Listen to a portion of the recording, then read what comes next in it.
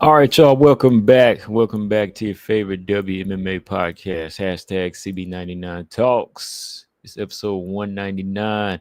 We back in the building, y'all. 199. Here we go, y'all. We are here. It's fight week. Fight week. Welcome back to y'all's favorite show where women's fights aren't just bathroom breaks over here, right? The women's fights are not just beer breaks or bathroom breaks over here or power naps. This is where we talk about the best women's fighters, up and coming women's fighters, whatever, and we show them some respect, give them some promotion.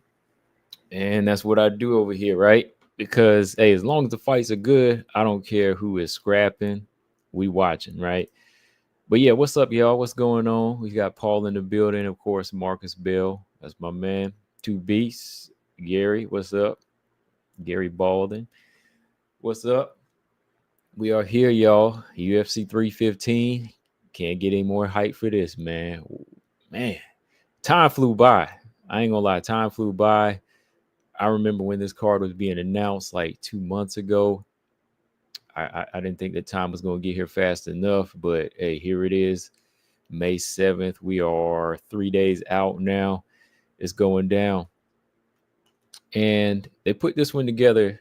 They put this one together pretty solid. This is a good card. This 315 card, I wouldn't have it any other way as far as women's fights. I think that they did solid putting just flyweight fights on this one. If they had put some strawweight fights, fine. Of course I would watch bantamweight, yeah, but we all know flyweight's on fire, and they put some good flyweight fights together here. Not just the co-main event, but they put the solid possible title eliminator, right? And then we got this Andrade and Jasmine fight. So yeah, man, this is on point. I know, right? Yeah, Paul said 3 fantastic bathroom breaks on this one. Yeah. Hey, if y'all going to the bathroom on this, hey, fine. I'm gonna lock y'all in there. I'm gonna enjoy this. You know what I mean? Like, hey, as long as I get to see it and the rest of the fans get to see it, fine. Y'all the one missing out. Y'all can come back in, and if one of the other fights turn out to be boring, that's on y'all. Hey, at least we gonna see something. And I think all 3 of these fights are gonna deliver on every level that I'm expected it to deliver. Because some people are gonna judge these fights off of what they want to see. But if you know what these fighters are known for, and then you match them up, and you know how to play matchmaker, then you know what each fight is going to deliver. And that's why the matchmakers did them the way they did. I mean, Jasmine and Andrade, come on, that style right there, somebody's going to get finished, okay? Grasso Silva, not necessarily a finishing type of fight, but there's going to be some moments in there. I think there's going to be some moments. It's not going to be boring. It's going to be a good striking type of matchup, right? And then Valentina and Manon, if you're going in there with your hopes high on seeing some type of war, that's your fault. I'm already prepared to kind of sit back and shift my mind to like chess match. I can do that. I know how to shift my mind to different type of fights. You know what I mean? I can go from war to a chess match and not get mad because I know what we're up against here. Valentina, Manon, they have their moments where they stop people before, but for the most part, as the levels get higher, we know what's going on in there. The hardcore fan knows what's going on. So don't judge it on like the same level. You got to know your levels when it comes to fights too. I shouldn't have to teach y'all that. Well, most of y'all in the chat, I shouldn't have to teach anybody that, but the casual fans don't understand that, So yeah. Mark said, never again should I put apple cider on my leg. Very painful. What happened to your leg, man? You all right? You all right? To be said, I don't see how any MMA fan, hardcore or otherwise, could not enjoy Grasso Silva. I mean, outside of how they look, that's all people enjoy, or that's all they ever bring up about Grasso and Silva. I don't care about that. I want to see them fight. Okay, that's all I care about. And I know that putting their style together is going to be a solid fight. That's why I kept wishing for that one, and we got it. That's all I care about, So hopefully the hardcore fan is going to enjoy it. But yeah, man, a few things I want to run through here. I want to talk about some things, man. Of course, let's talk a little bit about, G Rob getting into the top 10. Then also y'all see here Ivana Petrovic, however you pronounce her name, she got cut recently. And I just did a video on Taila Santos, so I won't spend too much time on it. I started to just talk about it here, but I said, let me do a video while I'm sitting here. So I just want to hear some of y'all's thoughts on what's going to happen. But after that, we can jump into this fight talk. And by the end of the show, man, I mean, hey, if we got time, if anybody in here, wants to jump on and just give their pick real quick, hey, that's fine. I mean, I'm not going to be here too long tonight. I'm going to do my hour and a half or so, and that'd be it. But yeah, last weekend, that was BJ's weekend. Last weekend was BJ's weekend. This is my weekend. He had his favorite fighters last weekend: Juju, Jillian, Misha. Hey, at least two of them pulled through. I went 1-2 last week, man. I mean, the Marina fight was more of a fan pick. I already kind of knew Jillian was going to win. It was more like I'm fan picking Marina, but I know Jillian's going to win. So that one I was kind of already like, I know deep down Jillian's probably going to finish Marina, and it was better for the division anyway. The Juju fight, though, that kind of threw me off, though, which real quick, I won't say it threw me off, but I expected you know what? No, I didn't expect more from Ivana Petrovic. I didn't expect more from Ivana Petrovic like that. Petrovic, I was one of the ones that said it from the jump, man. What did I say? She got signed a little premature. She got signed premature, and she really wasn't ready for it. Petrovic got cut. She's no longer in the UFC. She's leaving with a 1-3. She's leaving the roster with a 1-3 record. And that kind of speaks for itself. She lost her first fight to Luana Carolina. Then she lost to Jamie Lynn Horth. Now she loses to Juju. Okay. Juju, who'd been out for like over a year, comes in and out grapples her. And I was favoring Petrovic more so on the ground too, man. But hey, what happened? What happened? Like, where was the skills there? Didn't even look like she really developed on the feet. So I was hoping that maybe she would have started working like to a higher level with some higher caliber of sparring partners or whatever, knowing that, okay, she got signed, she lost her first fight. Maybe that'll make her step her game up. But nah, man, like, I ain't see nothing. I saw somebody comment on one of them. I don't know where they commented. It was on a video or something. They said that, no. It was on Twitter. Somebody was mad, man. They was like, man, you need to cut Petrovic. She was like, she showed awful IQ. That wasn't even me, man. Like, somebody on Twitter was like, hey, man, like, she got to go. They was like, I can't. It was like her IQ is horrible. They was like, cut her. And I mean, I can't be mad at that. There was no adjustments made. She never really figured out how to use her own reach and height. I mean, come on, 5'8", one of the tallest flyweights in there, 5'8". Because I think they list Manon is like 5'7", but yeah, Petrovic is like 5'8" with a long reach. Didn't even use it well. So, hey, there's no issue here with that. I mean, she's 30. That's still time to grow. Anyways, like I said, when she won the Aries FC belt, I wanted to see her defend it a few times and do something else. But beating Liang Na, that's not enough to hold you in there. I was a little surprised though, because somebody had asked in the comment section, I think it was Gabby. I think Gabby had asked, do you think this is a fight where somebody gets cut if they lose? And I was like, yeah, if Juju loses, she'll get cut. But I forgot, man. Like, yeah, if Petrovic gets cut, that'll be her third loss. That'll be her third loss in the UFC. So yeah, they cut her too. They said, I don't care who it's going to be. They're going to cut her. So, yeah, I mean, go back to Aries FC. There's LFA. There's a lot of places she can go to get some work in and just kind of sharpen her skills. It's really not a loss for the UFC, and it's not a loss for her either. I mean, just got to get better. You just got to get better. She just wasn't ready yet.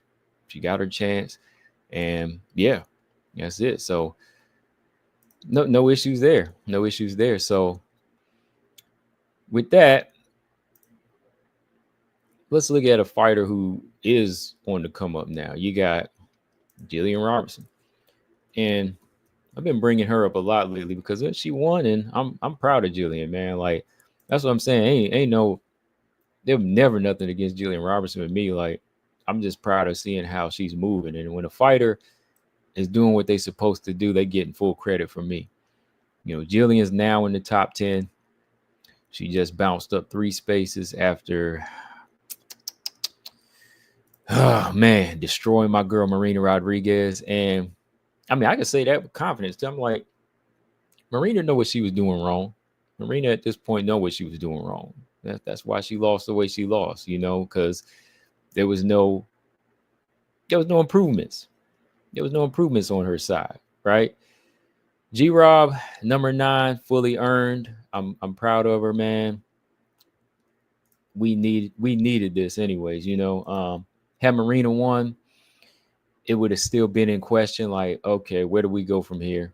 Marina won this fight, but can she beat so-and-so? Can she beat Suarez? Can she beat Yan Zhaonan in a rematch? Can she beat Lemos in a rematch? There were a lot of questions, right? But now that we got Jillian here, it's like, okay, now we got a breath of fresh air. Jillian looks better than ever. Of course, the only question needs to be answered is like her skills put up against the top level fighters here in this division. And there's only one way to do that, and that's by seeing it, right? That's by seeing it. And hey, she's calling out Amanda Lemos. I'm once again proud of her. She's looking for the best fighters. So Amanda's number 4. Jillian is number 5. That's not too far of a jump. That's a doable fight. Ebos is fighting Tabitha Ricci, just so y'all know. So that can't happen. I believe that's scheduled for June or July. We got Ebos and Ricci coming up. So Jillian versus Amanda Lemos is doable. That's doable. It's necessary because we got to get some of these older fighters out of here, right? Especially if they ain't doing what they're supposed to do. Hey, I'm all for it. But yeah, Jillian's back in the game, back better than ever. I mean, in my opinion, 10 finishes in the UFC. I mean, that does stand for something to me. Just being able to finish that many people, even if they're not on the highest level, like some people say, oh, you know, it doesn't need to be this. You don't need to put this person up there with, you know, Amanda Nunes. Of course, Amanda finished more people at a higher level, but Jillian finished a lot of people anyway, you know, so that still stands for something. But as she goes higher, you know, it might get difficult. But if she go in there and finish Amanda Lemos, I mean, we can't question her then, you know, as far as who deserves the next title shot, right? But yeah, good on Jillian, man. Like she's really hitting her prime right now, you know. All right, so this too, man. I just wanted to know some of y'all's thoughts on this. I just talked about it.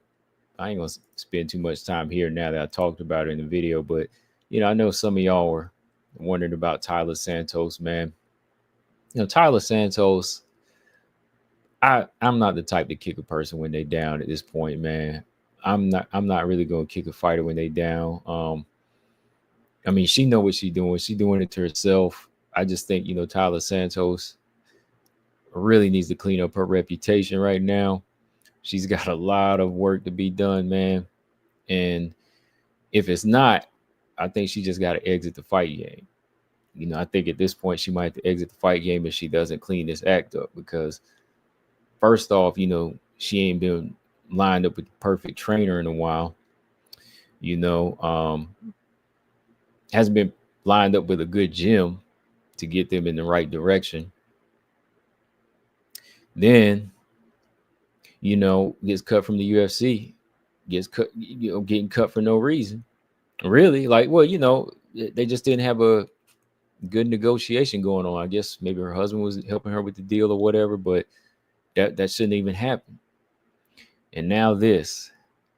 And when you look at it, Taila Santos, man, this is one of those situations where I think it all came down to money and just rushing it and trying to get back in there as soon as possible. I think there was still some nagging injuries. I think there was still some bones broken or bones bruised here that probably needed to be healed up.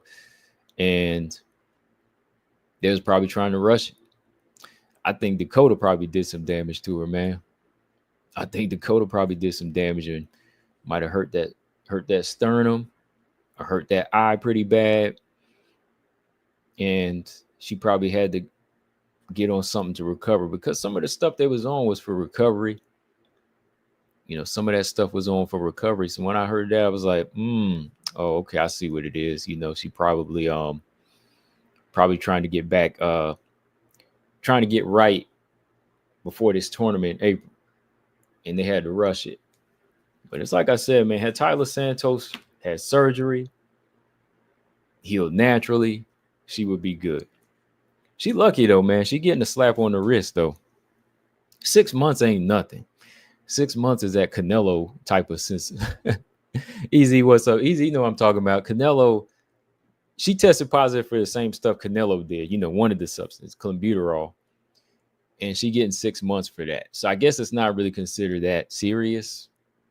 It's for asthma, horses with asthma.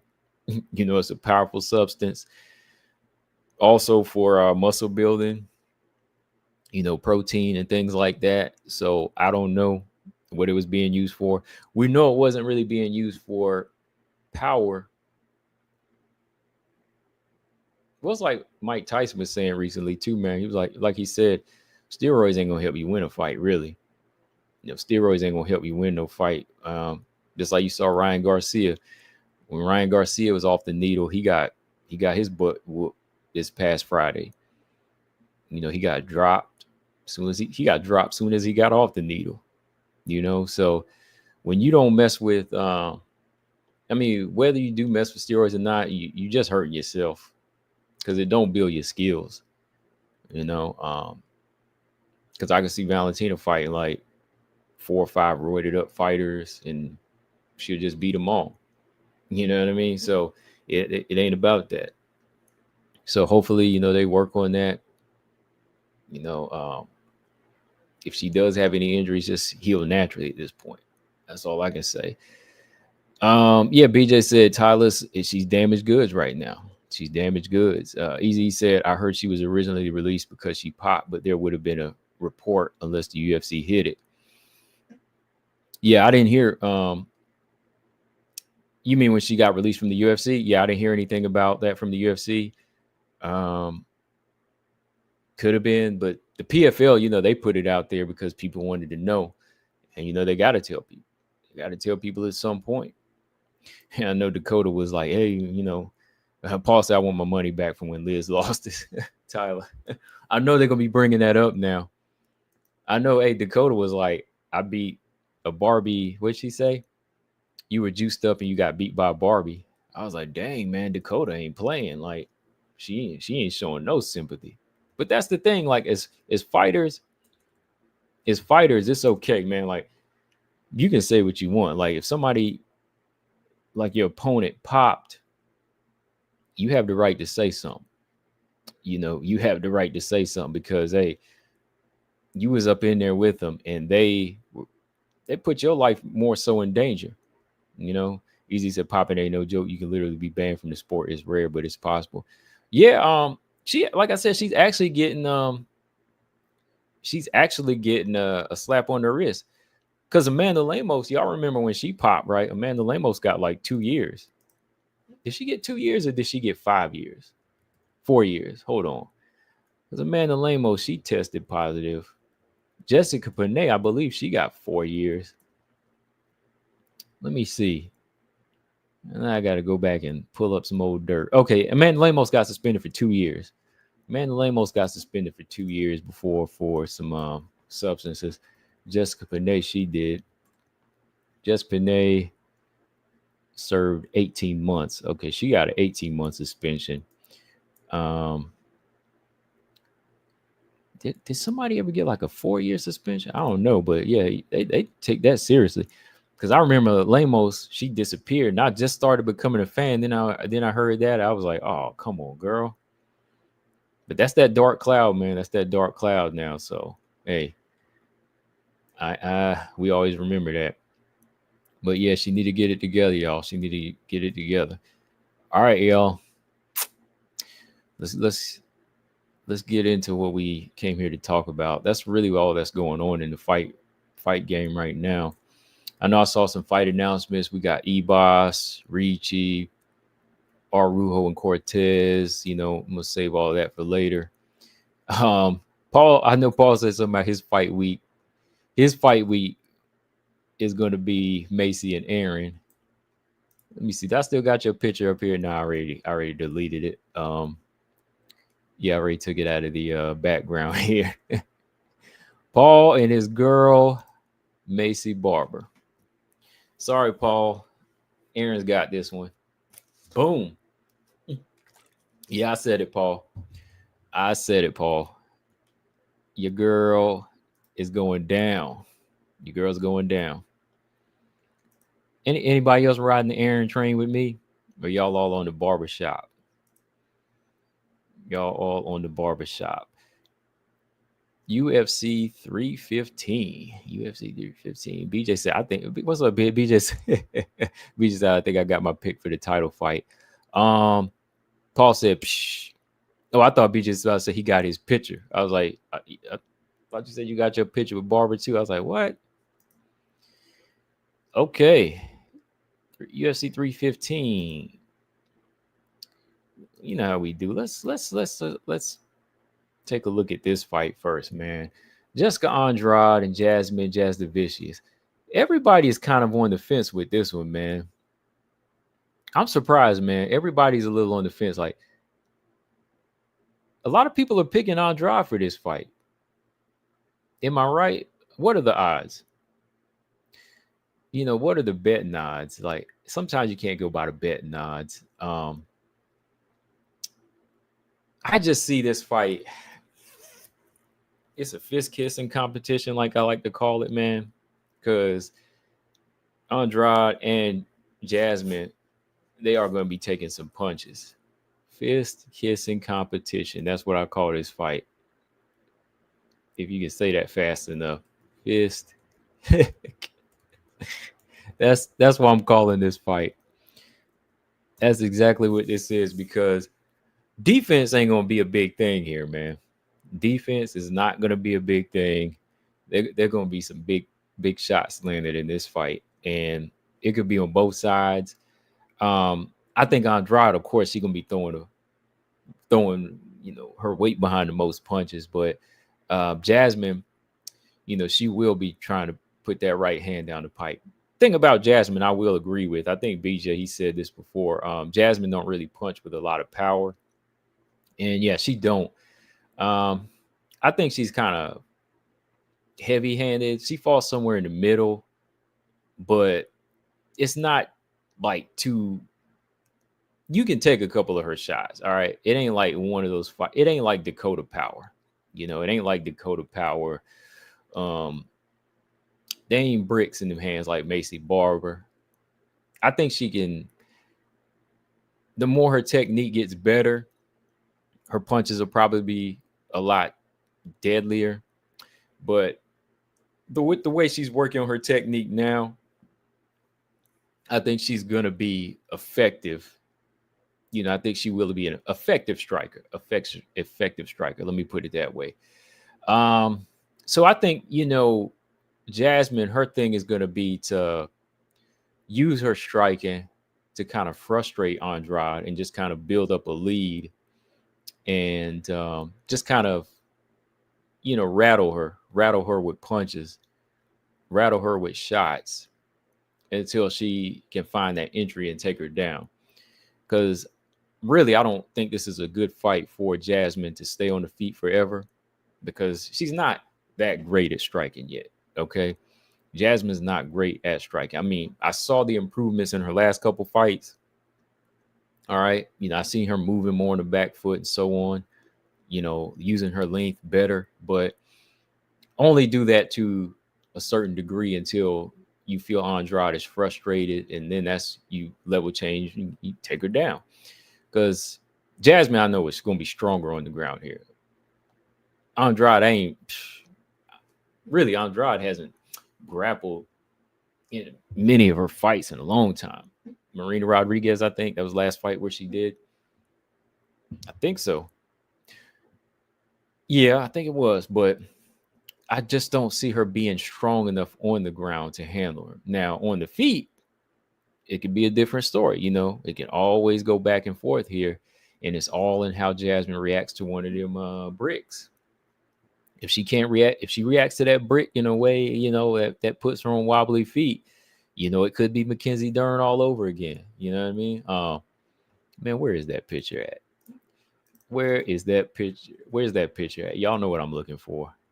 Easy know what I'm looking for because he always be calling me out when I do this to y'all. Y'all know exactly what I'm talking about. Where's my picture at? It's my favorite picture. And it's not because I hate Dern or anything like that. It's just my favorite picture because it's a nice piece of fight photography. This is really a nice piece of fight photography right here. But look at the capture behind it too, man. Hold on. He's the only one that calls me out on this. So I'm always gonna bring him up here. Hold on. Let me show you something. It could be like this. Let me break this picture down to y'all now. All right. It could be like this. I'm gonna break it down, okay? Andrade is not throwing that hard here either. Okay. If you look at the picture, Andrade, she's not throwing that hard. Andrade was kind of stationary here. She was in the pocket. Okay. Andrade was already in the pocket here. Okay. If you look at Mackenzie Dern, look at Mackenzie Dern's face. Mackenzie Dern is actually initiating all that power here. All right. So those moments could come if Jasmine resorts to her old self. If Jasmine resorts to her old self and comes forward, okay, if she comes forward, she could run into a shot just like this, and it's whiplash all over again. Okay, it's gonna be whiplash all over, and she's gonna be out. So look at her body. See, look at Mackenzie Dern. Look at her body now. You see how she's stepping in? See, I don't even need video to describe this picture. Okay, I don't even need video. You can see it for yourself. All right, look, Mackenzie Dern is initiating everything. She's coming forward. Mackenzie Dern is storming forward, hands down, coming right in, chin wide open. And Jessica Andrade had her feet planted. Jessica Andrade had her feet planted, and look, right hand, she threw it right over. She was like, "Oh, she coming right in." Caught her, boom, and that's what led to that downfall. All right, are y'all seeing this? So, hold on. If you're not seeing it, I mean, what else can I say? If Jasmine comes forward in this fight, this could very much happen. That's all I'm saying. But if Jasmine does wise, stays at mid-range and stays on the back foot like she did against Aaron, like Aaron did against Andrade, she'll be good to go. She'll be all right. What do you think? What do you think? Paul said, well, Jasmine will be coming forward. She don't give a rip. I think she does. Like, she didn't really do that in the last couple fights. I think she will take her time this time. Like, I think she does care because she's trying to get to that title. She's trying to get to that title. So she will take her time this time, I believe. Yeah, like Marcus said, Marshmallow, man, like this girl was she was actually baking some cookies. Look like cookie dough right here, that's where Jasmine has to beware. Like Jasmine can't resort to that old brawling style like she used to do. You know, she's got to be wise here and let Andrade look for her until she can get the fight to the ground. Don't forget, you know, Andrade is strong now too. You know, Andrade is strong. She is strong at 125 too. Like, do y'all think it could be like a situation like Lauren Murphy? What do you think? Do you think this could be like a Lauren Murphy situation where Andrade couldn't miss? And you know, in that fight, Lauren Murphy, the way she was reacting to Jessica Andrade just made it easier for Jessica to tee off on her too, man. Like I remember that fight, you know, Andrade, like Jessica, she was just coming in, tearing that lead leg up, and she just couldn't take it. You know, 2B said definitely possible. Gabby said no. I kind of lean towards no, man, because I think Jasmine is stronger than Lauren right now. I know Jasmine's a little older too, but I think that girl can take a punch. I think she could take a good leg kick too. If Andrade slows her down, yeah. If Andrade slow her down, she could start teeing off on her, man. Because Andrade, she couldn't miss in that fight. Let me see. There's some good pictures here of that fight too, man. But this is my favorite, anyways. Let me see. Andrade. That's the thing. Andrade is always Andrade. As long as Andrade is always Andrade, there's always that chance that she will beat you. That's one thing about her. She'll never stop swinging. But the minute you go to sleep, you get slept. Okay. Easy said, nah, Lauren has no movement. Yeah. Yeah. See, that's the thing. Yeah. Jasmine, she moves. Jasmine will move. Like Jasmine's been moving now. You know, Jasmine ain't playing.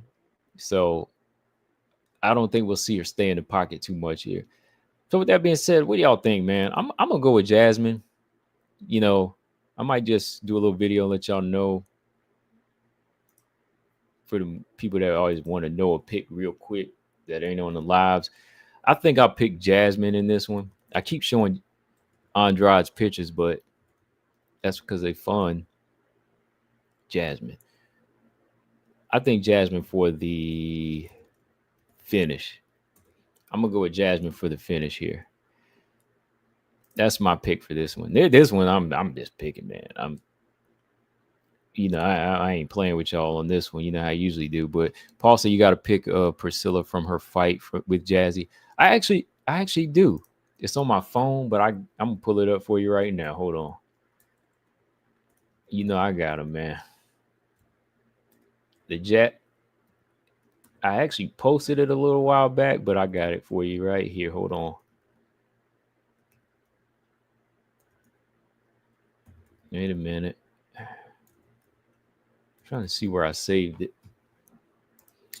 Man, we're a month out from Pena versus Harrison too, man.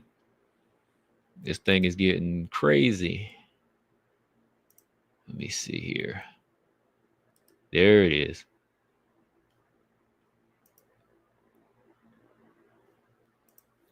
Wait a minute.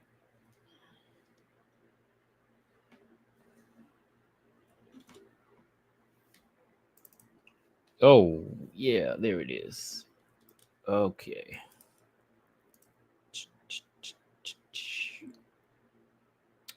Just got something to show y'all.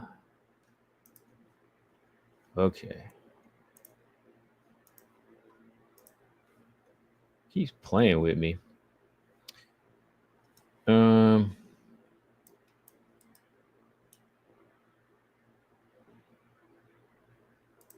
Oh, okay. Here it is.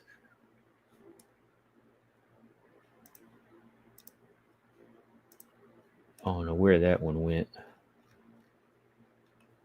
Hold on. Having some trouble with this thing. Anyways. Paul said I can't find all Denise Kill Holt's picture. No, I don't have any of those. Don't have any of those. I'm surprised you didn't say Alejandra Lara. Anyways, well, I don't. Easy said not picking against Andrade, can't do it. Let me start back up here real quick. I'm gonna find that picture, but Robot, what's up? Robot said Jasmine is improving. Andrade is taking too many fights to take time to evolve. Gary said Jasmine is my pick. I mean, just rewatched the Silva Andrade fight, and she did hit her a clean few times. So if she can hit Silva, she can definitely hit Jasmine. Okay. Axel said I got Jasmine. Not picking against Andrade. You can't do it. Okay. All right. Did Natalia wrestle in that fight? Did Natalia wrestle in that fight? No, she didn't. Did she? Pena is trash talking Kayla a lot. Yeah, she is. Wildest moments. What's up? Wildest moments. I agree. I was thinking Jasmine via finish as well. Her IQ in there is improving. That's what I think. I think it might be similar to Aaron versus Andrade. BJ said I got Jazzy. All right. Pena better shut up. She got the GOAT next. Oh man. Okay. Where is that picture at? Anyways, hold on.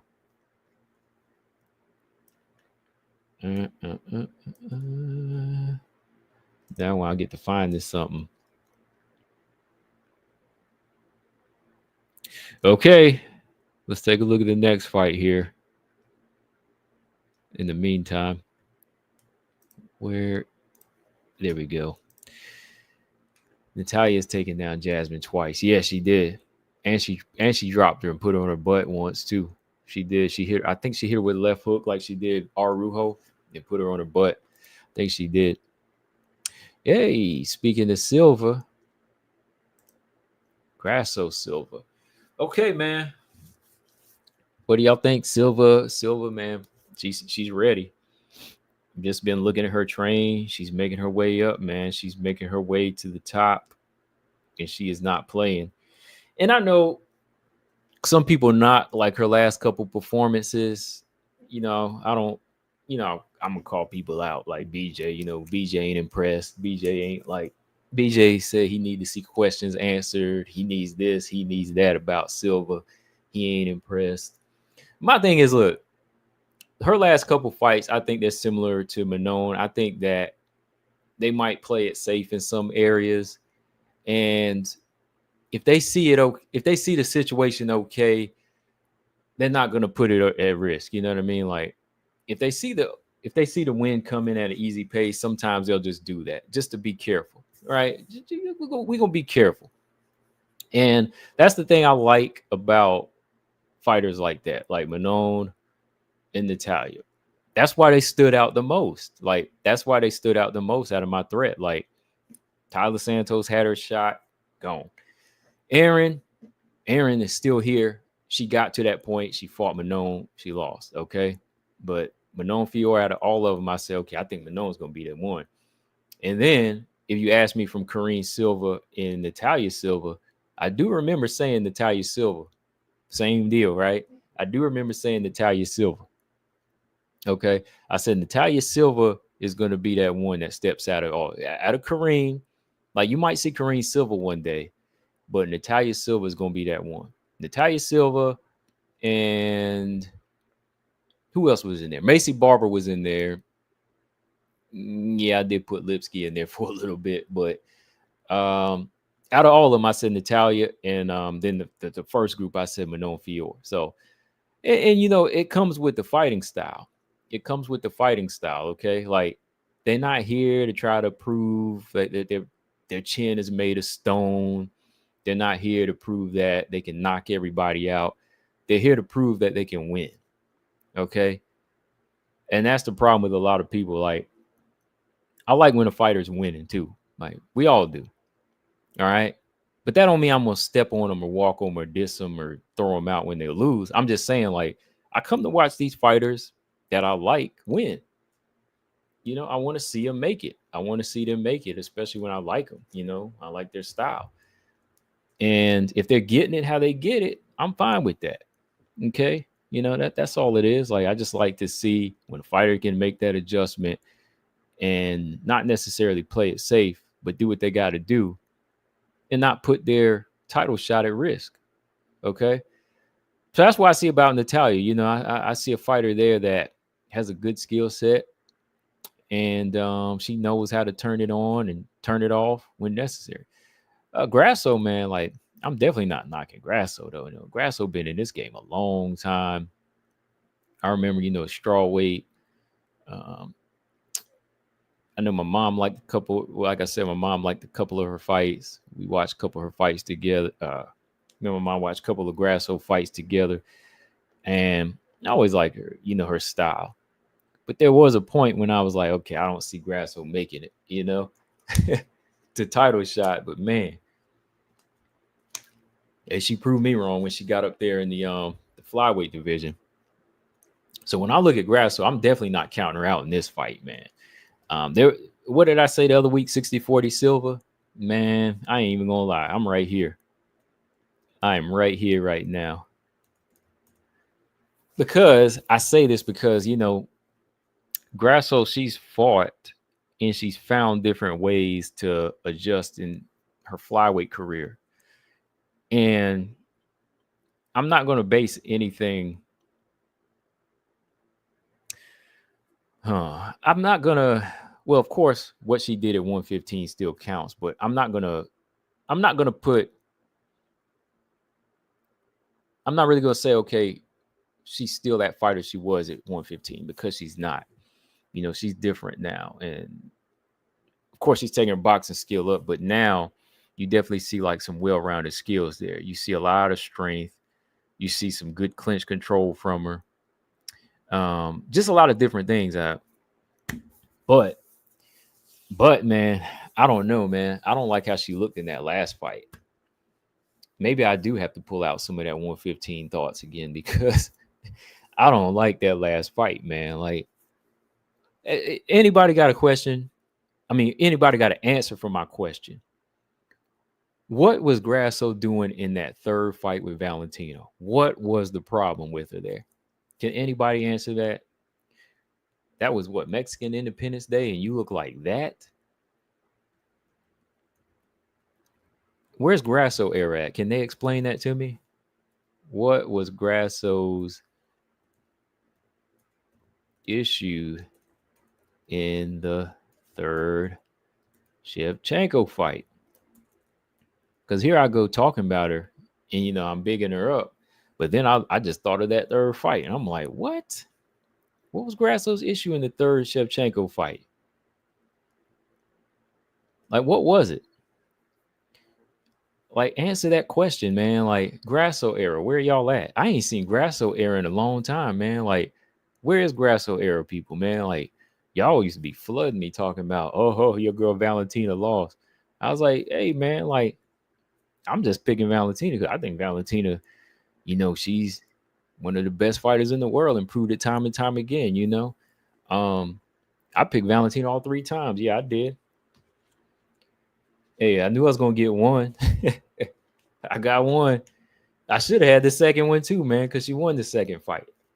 But anyways, if Grasso had known her so well, why did she look that bad though? Like, why did she look that bad? If they really studied her too, like, why didn't they have that element down? So many things, man. So many questions. So many questions. Okay, so BJ said she didn't have an answer for the tape. I saw, don't fret, y'all. I saw y'all want a link, so y'all gonna wait till I'm done. Then we gonna do a little open lines, okay? So yeah, you know, just hold your hold your diapers, hold your pampers. She didn't have an answer for the takedown. That's Grasso's own fault. Thank you. There you go, BJ being honest. Her takedown defense sucks. That's what he said. BJ just said Grasso's takedown defense sucks. Y'all heard it from him. Terrible takedown defense. That's exactly what BJ said. Paul said the weight of the belt was too heavy, too much pressure. Yeah.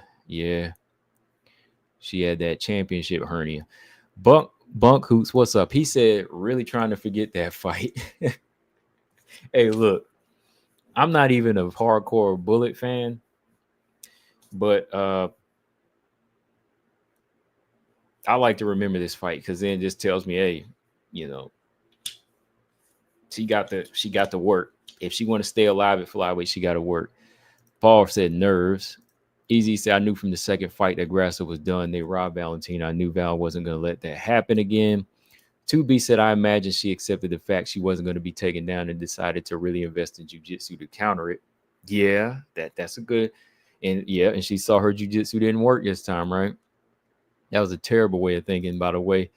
Virginia, how you doing? Virginia De Carvalho says hi. How you doing? Glad you could join us. Axel said Grasso was sick and tired to fight Valentina for the third time. I'm sure Valentina was too. Right? We still hear it took Val 3 times to beat her. Hey, took her 3 times to beat her, yeah. Grasso only beat her once too. So hey, she couldn't keep it. Grasso was looking to win moments rather than minutes. Wildest most of Grasso was just 2 in her head. Yeah.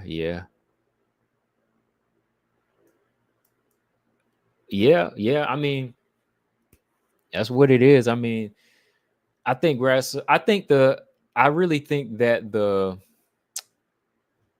Tough House, that might have been like some distraction too. Make sure y'all hit the like button. If you want to jump on, hit the like button. And if y'all ready for 315, hit the like button. I think that, maybe the Tough House and that energy was just a little too much. Like, I think when you fit, I might do this in a video too, but like, I think that when you first win a belt, man, you got to stay secluded sometimes. Like, you can't believe in your own hype yet. Like, oh, I'm a superstar.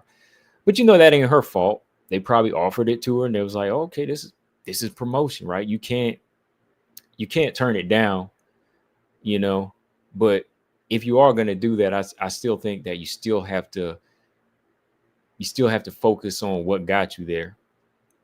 And sometimes when you get something, the fire kind of dies, because it's like, okay, what am I fighting for now? But people like Valentina, when they get it, they want to keep it. You know what I mean? Like, it ain't just the fact of getting it. Valentina wants to bask in it. She wants to appreciate it because this is her life. When Grasso stole that castle from Valentina, it was, she stole it. She prepared to steal it, but they didn't prepare to defend it. So, eventually Valentina broke back into her throne and took it. And we'll see if Valentina's got her stuff fortified this time, right? So nobody will break in there again. But yeah, I just kind of see it like that, man. When you match these two up, though, man, I just think that Silva has something different than a lot of the opponents that Grasso's face. She has something different to me. Like, I think that Silva is just so awkward and fast, and her kicks are different than anybody. Like, when you kind of combine that with somebody who throws, good volume that you don't really see coming, it just kind of makes it seem dangerous. And if you can't get your hands on them, it's even more dangerous. Like for somebody like Grasso, I think Grasso's boxing style fit Valentina more because Valentina doesn't really move like that. So it was just a matter of timing her inches. Valentina's gonna step in this much, boom, we counter. She's gonna step out this much, we come in and boom, counter. It's almost like a 2 or 3 step program with how Valentina steps, whereas Natalia Silva's like 5, 6, 7, 8 ahead of you, because she's moving all the time. So I think that Grasso's timing is going to be a big part of this fight. And to neutralize Silva, you need a jab. You need a jab touching everywhere in this type of fight. And you can't let Silva get in kicking range, because kicking range is where, Silva might drop Grasso a couple of times if she's not careful. I think this has to be a jabbing type of fight and a close quarters type of fight for Grasso to have any type of success, and the opposite goes for Silva. Silva's got to be tearing that lead leg up and gone, tearing the lead leg up and putting that jab square back in Grasso's face until she thinks that the jab is coming, hit her with a left hook or hit her with a head kick. You know, it's got to be full range for Silva to get off here and be really, really effective. Grasso, going back to Grasso, I think her boxing IQ is high enough to kind of figure some things out here and set some traps. Like, I'm always a boxing fan, and look, I'm a Silva fan, but you know me as a boxing fan, I got to call it what it is, man. Like, boxers, when they take the right fundamentals, like Sean Strickland, Valentina, Grasso, when they take the right fundamentals from boxing, man, they can eyeball it. They can eyeball certain things that regular strikers can't. I mean, yeah, Strickland, he pieced up Izzy, man. You got to look back at that fight too. Look back at that fight, how Izzy was getting, cracked by Strickland, based off of basic boxing. And Grasso's basic boxing is going to be some issues here. It's going to be some issues at times. But I think, Silva's going to figure it out. And she might make Grasso a little tentative when that speed comes at her. That's the thing. Silva's fast. Like, Silva's fast and fresh. Fast and fresh here. So, man, this is going to be a good fight. It's going to be a good fight, man. When it comes down to it, I got to go with I'm going to go with the new blood here. I got to go with Silva, man. I'm going to go with Silva by decision. I don't know. I just don't know how, but I'm going to go with Silva by decision. What y'all got? I'm going back up to these comments here real quick. Give me 1 second. Paul said, yeah, I remember that being the most disappointing part for me. In the second fight, Grasso would scramble and get up quick. In the third fight, she stayed down and tried for subs instead of getting up, right? And that wasn't going to happen. She got Valentina the first time by surprise, but you ain't going to get her full on like that because Valentina is too strong and too wise when she's on top like that. Look at Grasso today. There's something different about her. She's missing some of her confidence. You could tell she didn't want to revisit her loss. All her answers were so short. Ooh. Do you think it's like a fire thing? Like she's got the fire in her wildest moments? Or do you think that she's feeling a little bit less than she used to be? Grasso's takedowns were weakened and Val finally figured it out. Grasso's performance is definitely not her best. But Gary said Grasso can't deal with a jab. Oh, that's true, man. Valentina was jabbing her up. Valentina was jabbing her up in first two fights. Yeah, she can't really do. Hey, as a boxer, yeah, like she's got good boxing fundamentals, but when the jab is coming back at her, because she is kind of, she's coming with the Mexican style of boxing, which means not much defense. She be eating them jabs. She do be eating them jabs, Gary. Easy said the road to the belt is always easier than retaining. Most fighters assume they reach the mountaintop when they win the belt. No more work to be done. Right. One title defense and they done. Okay. Gabby said also Grasso wasn't able to land anything on Val significantly on Val on a takedown threat. Yeah, for a takedown threat. Grasso's my dark horse. I'm sticking with her. All right, B just said he's sticking with her as a fanboy. Okay. Easy says Silva by head kick. KO in the second. BJ 29-28 Grasso, very specific. Two beasts, very specific. Silva 30-27. Axel 60-40 for Silva. Paul said Silva. G Frank said I got Silva, and I think she even threatens with some takedowns to throw Grasso off. She could, you know what? I think Silva could take Grasso down before Grasso takes her down. Gary said Natalia by the domination. Gabby said this fight ends in decision. Okay, Gabby, who you got though? Gabby trying to be slick. Tell me who you got. She says it ends in decision. Who for? Silva has this nasty jab and typically throws it from her hip. Yeah, those are the dangerous jabs if you got the speed. Okay. I see a lot of doggone Natalia Silvas, boy. Wildest Moment said, I'm not seeing the fire. She knows she's got to prove herself after that embarrassing loss, and that's pressure. I got Silva by decision. Yeah. And this is a terrible fight to try to prove it into, man. This ain't no good confidence building. Coming off a broken leg, coming off a loss to Grasso. No, coming off a broken leg, coming off a loss to Valentina.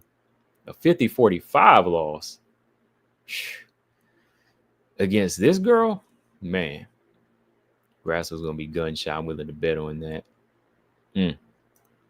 55-45 for Silva's chance, being honest. Man, I'm going with Silva by decision, but it is going to be interesting. Like, I don't want to see. I hope Grasso ain't shy in there, man. I want to see a good fight, though. I want to see her make Silva work for it, and I want to see Silva do work in there. I want to see Grasso make her work, and I want to see Silva do work in there. Grasso, no. Gabby says Silva might might target Grasso's body more in the fight because of her high guard. Yeah, and that'd be wise if she did, because I think Valentina did get some body kicks off. Don't do that, easy, man. He said you gonna hate her forever. She proved me wrong. Hey, she proved me wrong in that first Valentina fight. I couldn't do nothing but throw up a respect fist to her, you know. Tiago, what's up? He said, I got Grasso. There we go. Sergio said, I could see Silva's hands not landing and not landing, but being very hesitant like she was against Vivi in the first round. He said, Vamos, Grasso. Okay. All right, but we're going to be, we in for a good fight, y'all. We in for a good fight, but let's talk about this, son. Let's talk about this one now, man. This main event, man. Long time coming. Let's see what we got. Valentina and Manon. Long time coming from Manon here. You know, this fight, I'm really in it like may the best woman win, because I earned a lot of respect for Valentina, how she got her belt back. You know, I know a lot of people didn't like her style, but how many of y'all were mad at Valentina's last approach? Like, were y'all really mad at her last approach, how she won the fight? Like, I wasn't really mad. Like, I was just like, okay. Like, she just doing what she got to do. I guess she just want to lock in that belt first, you know, and do what she got to do. Like, ain't no need to play a game with Grasso, right? Like, I really wasn't mad. Like, I was like, you should be mad at your champion. You should be mad at the champion, because the champion should be the one that tries to show us something. But like, Valentina was doing what she needed to do as a challenger. Y'all forget, like, Valentina was the challenger. So Valentina said, okay, as the challenger, I gotta stick to this style. You know, I gotta stick to it and prove the judges wrong, right? Because she's in enemy territory, so to speak, right? Valentina's in enemy territory, so to speak. So she needs to come in there and shut everybody down, like her opponent and the judges. So she came in with a style as a challenger to do what she needed to do. All right. Now, with that being said, like, yeah, it wasn't crowd pleasing, but I think that that style was effective for that moment. But that just shows me that, yeah, Valentina's not trying to be too fancy with it, and she still has a lot of tools here. Now, when you look at this fight here, I do think that's going to be different. I think you have somebody that has a mixture of the different challenges that Valentina's faced, all mixed in one. You know, you got a strong takedown defense type of fighter like Joanna, big and physical, strong like Taila, and a stand-up fighter like Grasso here. So I really think that it's all on Manon if she's mixing it up like that. But that's what I see, you know, from her past fights. Like, I see a good mixture here of where this fight's going to be a lot of trouble for Valentina. But number one, I will say Valentina, you know, she's always prepared. You know, she's always prepared. Number two, I think Manon is always prepared for her fights. I think it's all just going to come down to, you know, Manon finding the right tools in here to take Valentina out of her rhythm, because usually that's how you want to surprise Valentina, if you can take her out of her rhythm. Like, she's not really somebody you can just overpower, right? Like, you can't really overpower just Valentina just off the top, because too dedicated to strength and conditioning, number one, and her balance. So there's got to be moments where, Manon is really throwing her off rhythm. And that means mentally too, like touching her with shots that she didn't expect. So deeper. Manon's got to be quicker on the inside, even playing the counterpunching game just for a little bit until she can get Valentina to come forward and walk into something. But looking at the boxing side too, I think boxing on Manon's side will have to be a lot tighter. Being a southpaw, that's a hard style to train for. It really is a hard style to train for, man. Being going up, you can be a southpaw, but fighting a southpaw and being one, it's still difficult. Southpaws still have a hard time fighting southpaws. So I think that's something that Manon has to take full advantage of. It's her right hook. She's got a pretty good check right hook, but if she comes forward with the right hook too, I think she can be effective there. She's gonna have to like step into a range to take away Valentina's leg kicks. You got to step into that range where the angle is off, and when she does try to throw a leg kick, she's got to counter with that right hand. Kind of like Weili was doing to did Weili do that to Suarez? When Suarez tried to kick, she caught her with the right hand, or was that Lemos? Somebody. But something to that effect. I just think that there's got to be more pressure from Manon's side where you are not letting her sit her feet. You can't let Valentina set her feet. Because if you look at the Grasso fight, that's where Grasso was having success, when Valentina wasn't setting her feet. And then she was losing and getting out jabbed when Valentina was finding her range and setting her feet. How she places herself and gets into that little motor rhythm that you see Valentina bouncing in, that's very important to take her out of that. It's very important to take her out of that rhythm, man, because she does not, she would not, when she gets into that, she's very hard to kind of disrupt at that point. And she's found that range. And that's where you saw like fighters like Lauren Murphy, like when they couldn't get in, they were just getting stung. So, I just think here Manon's got to put more pressure on, and there's got to be combinations coming. There's got to be more combinations coming from Manon's side, but also staying tight in her defense and being prepared for those takedowns and to get up. The get up's going to be real important here, because if Valentina loses the striking, or is losing the striking, she's gonna try to take her down. I think, with Valentina, a lot of what she needs to do is just, abandon some of the fancy stuff. I think she needs to jab more. Just keep it simple, and don't take the fight to the cage too much here. I don't really want to see her in the cage. I didn't like how she looked in the Grasso fights when Valentina was near the cage. I think that her basic takedowns and top control is how she needs to fight as she gets older. I think once she tries to step out of the box, try to do something fancy now, to spin kicks or spin a back fist, it's just not something that I really see these fighters falling for anymore, especially with a higher level striker like Manon now. If they have it all covered here, man, like I do want to do a keys to victory. I just want to go ahead and give a link here. If y'all wanted to give y'all's pick and say what you're going to say, I'm going to do that. But me, look, this is the first time I'm picking against Valentina. I think I'm going to go with Manon by decision here. Really, I am in a situation when I'm watching both of their recent fights, and it's very dangerous. Like, I can see where both fighters lose here, but how it happens on both sides, I'll just say I won't be surprised. I'm not even going to tell y'all the deep part of that, but how it was to happen, how either fighter was to win or lose on this one, I really won't be surprised. I really won't be surprised. What I am surprised is that Valentina is the underdog.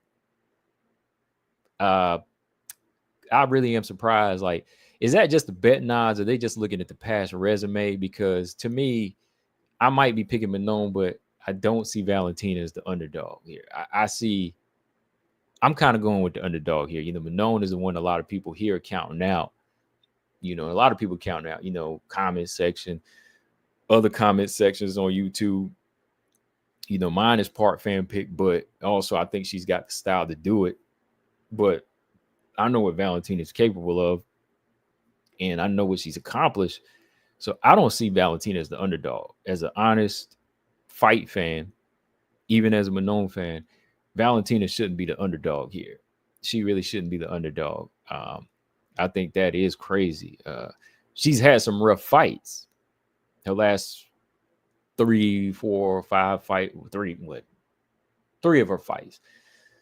2 Grasso fights and the Taila fight were probably her roughest fights. But that shows you what level of fighter she was fighting. Right? That shows you what level of fighter she was fighting. So I think that, Valentina shouldn't be the underdog here. I think Manon has enough tools to do it. It's just all in how she puts it together to do it, Close one said both of them know the WMMA community is watching their fight, so Manon and Val better beat each other up. It better not be boring. It's not going to be that type of fight. If you're looking for Carol Rosa, Irene Aldana, it's not going to be that one. But believe me, there are going to be some. There going to be some head kicks and body kicks landing that's going to put somebody down at some point, and it's going to be check. It's going to be chess match. It's going to be a chess match where somebody going to get stung. Somebody going to get stung several times. But we'll go into that later. Let me drop some here for y'all. I ain't gonna be here too long. I know Two Beasts and BJ dropped the link. I know BJ probably got to work, but if you still want to say something, there it is. Paul said it changes when people bet, so people have bet Manon to make her a bigger favorite. Lines move when people bet. The Val bettors have brought her back down a bit. Okay, got you. Makes sense.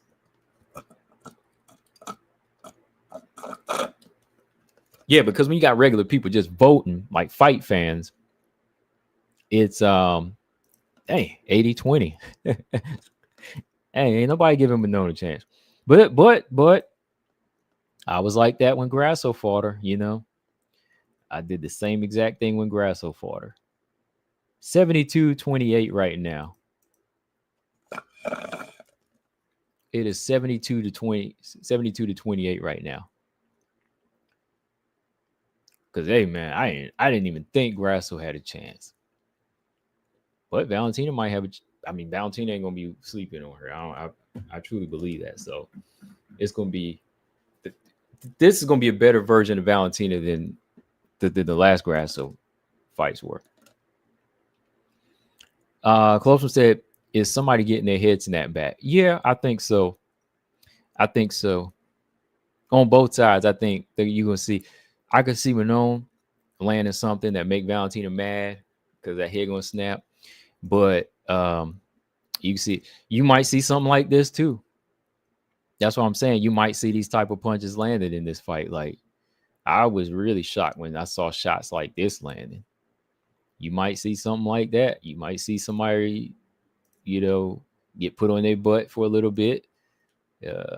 Yeah. Manon's hatred for Val won't let her lose. Does she hate her, man? I keep hearing stuff like that. I don't know, man. While this moment, I'm sticking with Valentina, but she better increase her strike and throw more kicks overall and target Manon's legs to slow her down. I'm just telling y'all right now, this is the first time I'm picking against Valentina since Amanda Nunes.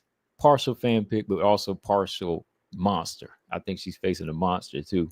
And I think this is what she's been preparing for. And all I gotta say, if she keep her hands up and avoid head kicks, Manon's gonna have a great chance to win. But I got Two Beasts in the building. Right. It is fight week. Two Beasts. What's on your mind, man? Yo, what's up, Combo? You hear me all right? Yep. What's going on, man? Nothing, man. I'm excited for this week. This is the one, man.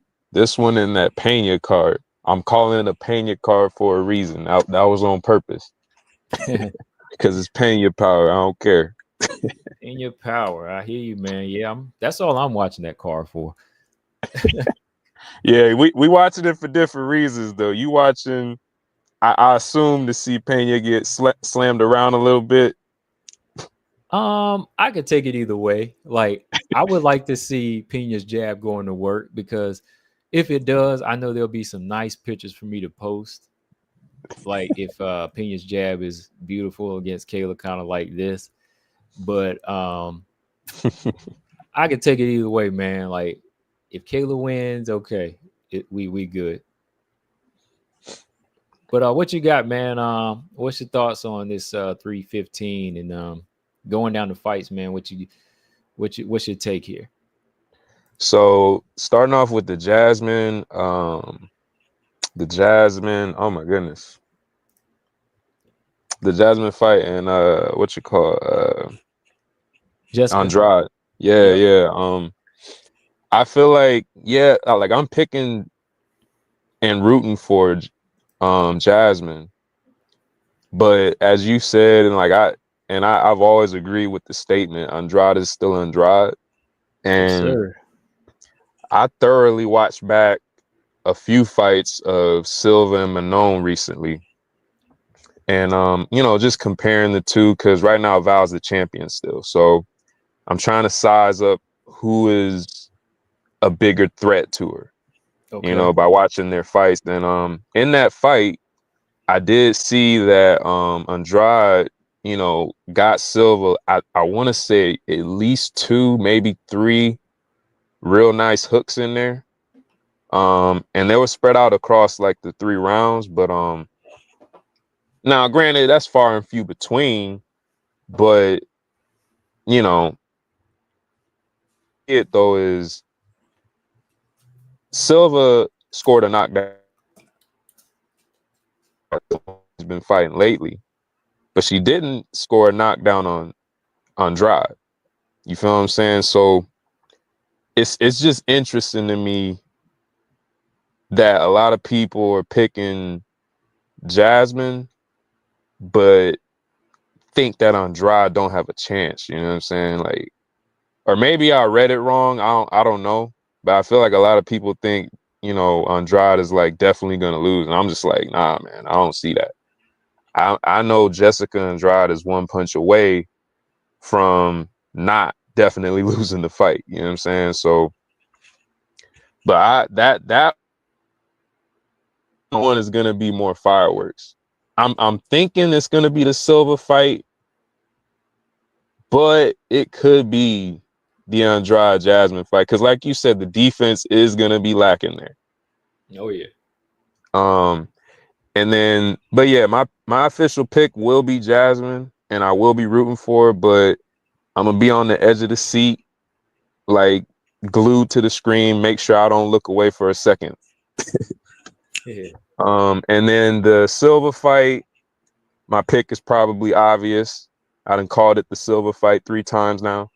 But yeah, like the way I see it though, Grasso definitely has a chance at winning. I mean, Silva could get cold feet, anything could happen. She could be harboring an injury, we don't know, who knows? Or it could be a bad game plan. I don't see anyone right now as a guarantee, right? I favor her. I give her, like I said, 55-45 chance percentage wise. But I do feel like the problem with Grasso, and I know I'm getting ahead of myself, but if in some way we get a Manon Silva fight, I feel like the problem with those two matching up with Silva is they aren't going to use grappling like they should. Because the Araujo fight, I ain't going to say it was a blueprint necessarily, but it was a really good strategy that Araujo used against Silva, which is just hold on for dear life with her up against the cage. That's one of only 2 rounds Silva has lost in the UFC. It's because someone implemented that. You feel what I'm saying? So if Grasso, which like I said, the biggest problem is I don't know they're going to be willing to do it. But if Grasso were to commit to clinching Silva up against the cage, she has a better chance of winning the fight. If she stays at range with her, the two problems that I have is, for one, I don't know, it might be across the whole Lobo gym, but I've noticed they have an issue sometimes with cutting the cage off. We saw it. Mm-hmm. Yeah, we saw it with Diego Lopez against Volk, and we saw it with Arene on 2 occasions. You know what I'm saying? And then with a fighter like Silva, who will be, and then it's a 3-round fight, which really doesn't favor Grasso, in my opinion. Because now you don't even have that to depend on. Silva potentially getting. I rewatched the Araujo fight, which I thought was a fight that she performed her worst in and still looked really good. You feel what I'm saying? Even in that fight, I don't feel like she was tired at all. But, you know, so Grasso don't even have that going for her. Oh, if it goes 4 and 5, she might tire out from all that moving, and then Grasso can possibly catch it. Nah, like, I just don't see it. I think the biggest problem with Grasso and Manon, and I'm gonna get to Manon and Shevchenko as well, is I think their unwillingness to really commit to a, I don't want to say boring, but less exciting style of just grappling her up against the cage at all costs. Like, really commit to doing that, because otherwise it's gonna be bull matador kind of thing. Like, Grasso might not be able to cut off the cage, which interestingly enough, Andrade was doing a decent job of it in moments in their fight, but Silva would clinch her and then escape and go back to moving. So I don't know if Grasso can do something similar, but like I said, with the Lobo gym, it looks like that kind of tends to be an Achilles heel when they're fighting a really good mover, is they don't cut off the cage as effectively. Right. And I also want to add, I see a lack of leg kicks from them too. Mm. I see a big Yeah. kicks from you know, their camp. Like, I don't really see them, you know, focused on chopping the mobility down. You know, they always just kind of head hunt, even body hunt with punches, but I don't see enough kicks. You know, that's why, yeah, Diego Lopez was struggling with Volk like that. You know, he had the Yeah, man. power, but had he maybe worked the legs, he probably could have surprised him and maybe really knocked Volk out. But Volk knew what to expect. You know, Volk knew hands were coming and less kicks. So that's something that I Yeah. think you don't really see in the camp a lot. Yeah, man. And but yeah, ultimately, like, my take on Silva, what I'm predicting is this, you know, if Silva goes out here and clearly 30-27s Grasso or finishes her, I might have to just officially say that I feel like ain't nobody beating her, depending on how the Manon Val fight go. And segueing into that, because I don't want to be going on for too long, because I know you wanted to get off pretty quick. The Manon Val fight, my official pick is Valentin. You still able to hear me? Yeah, I'm right here. Hello? Wait, you still there? Can you hear me at all? Yeah, I hear you. Okay. Yeah, so with Val and Manon, the reason I'm picking Val is, for one, I think when I was watching Manon's fights against, I watched her. Who did I watch her against? It was dang, now I'm drawing a blank. What was the last 2 fights? Who Manon? Yeah. Rose and Chikay. Okay. So what worries me about picking Manon is Manon, I don't want to say she had like the I don't know how I want to put it, but basically the opportunity of a lifetime to earn a finish, Aaron in my opinion. and Rose. Sorry. Oh, Aaron and Rose, and I did watch the Caitlin Chukagian fight too. And the reason why I watched those two fights, because those are the best strikers that Manon fought at flyweight. So my problem with picking Manon is when she had Rose in that fight, apparently Rose injured her pinky very early on in the fight. I don't know how much it played into it, but at the end of the day, we can all agree that we had a Rose who, A, wasn't used to the weight at that point, not fully, hadn't grown into the weight fully. So her punches weren't nearly as, strong as what Manon's used to dealing with. So she could have potentially, maybe ate a couple here and there and to deliver like a bigger one and this, that. But the point I'm getting at is she had a Rose that was very stoppable, in my opinion. And that fight looked very close.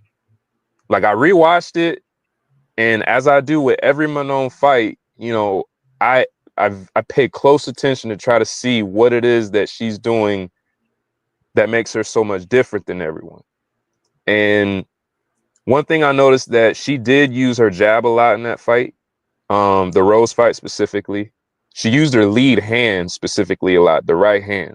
She would either do the check hook or the jab a lot, and it would connect here and there. But overall, her accuracy was pretty low. And that's the one thing that I was thinking about. Like, Valentina obviously is a counter striker. So with her accuracy being as low as it was against someone of Rose's stature, someone who was dealing with an ailment in the fight,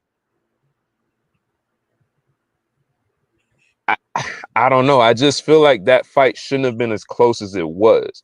And the fact that Rose is as small as she is compared to Manon, the fact that she wasn't having any sort of urgency to use grappling in that fight, where she could have easily dominated it. I mean, it wouldn't have even been close. And if Manon's been working on her jiu-jitsu, like, we've thought up until this point, she shouldn't have had any trouble staying safe on top of Rose. You know what I'm saying? Right. I will say this though, compared to just like Natalia Silva, like, and this ain't no defense because everybody know I be talking about that Manon Rose fight. I'd be like, Manon could have stopped her. I called the exact moments when she could have stopped her. But I think it's just like a style thing too, because I thought Natalia could have stopped Andrade. I think it comes down to them playing their game and doing their game and not putting themselves at risk.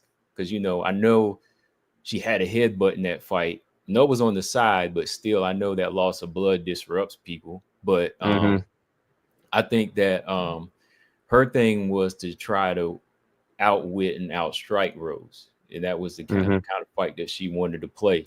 But yeah, I definitely agree. Like, she could have bulldozed her. Like, there were points where she had her on the cage and she kneed Rose to the body, and Rose nearly felt that. She almost went down. I saw her face scrunch up. I did notice that. Yeah, so I was like, there was plenty of opportunities. But I think her mind is more to never fall into a trap. Same with Silva. That's why I kind of see the same thing. Like, and I see both of this from both of these two. Like, I see some of Silva's shots not landing either. That's what that's why it's 50-50 with Grasso. Like, I think that Silva's jab is not as on point as it should be. Like, I think they both throw out some flurries, but they really need to home in on their boxing. Like, their pure boxing could be like, it could be their downfall down the line from both of these fighters. That's the comparisons that I see. But the one thing that does say Natalia in some of her fights is her compact frame and crazy speed. That's what kind of makes her hard to be hit. And at the same time, you don't really see what's coming. But I just see that from the Manon. I don't take away as much from that fight, but there were moments that I think that she was letting go, and but I don't think that'll be carried over in this fight. Honestly, I don't think. Yeah. When she sees Valentino, she ain't gonna let Valentino off the hook. I just don't see Yeah. that happening. Yeah, man. But the thing is, we're talking about the future, right? So we Yeah. can't predict it 100%. You feel what I'm saying? But I Mhm. was just trying to like really study and try to pick up something, because the thing is, that's all I have to go off of. I can't use the Aaron fight because we're talking about two completely different levels of striking, right? So it's not a good sample, if you may, right? You know what I mean? So that's the only samples I had to go off of was Caitlyn and, Rose. But like I said, though, I don't know what her willingness is. For example, Aaron, I know her willingness to take someone down, but Manon, I don't know. I mean, she scored the takedown in the Chukagian fight, was it? Like that. She did a double leg, I think it was. Yeah, she took down Jennifer Maya, Myra Buena Silva, and Chikane. Mm-hmm. Yeah. Yeah. So it's not that she can't do it, and it's not that it's not there. It's just I feel like if she doesn't use a very heavy wrestling attack against Valentina, it's gonna be a long night. I agree. Because Valentina, appropriately named the Bullet, is a sniper. And if Manon is gonna miss as much as she did, like for example with the Rose fight, and bring that same accuracy into the Val fight, it's gonna be a long night. Now, granted, she could prove me and everybody else wrong that she go out there in 50-45 Valentina in a 100% striking match. Who knows? I doubt it, but who knows, right? I'm not Yeah, gonna sit here and guarantee that because Manon even gets Grasso couldn't do that. right. So, but like I don't know. I do favor Val if this stays 100% standing, because at the end of the day, I I don't know, man. This is the Val, perfect fight where they both have to be their nicknames. yeah. Bullet's got to be the Bullet because a beast is coming at her, and the beast has to be a beast using her physicality, her Mm-hmm. power, her size, and everything. She's Right. got to be all of that. Like, I think I told BJ this. I think that her approach kind of has to be a little bit like Ankalev against Pieta.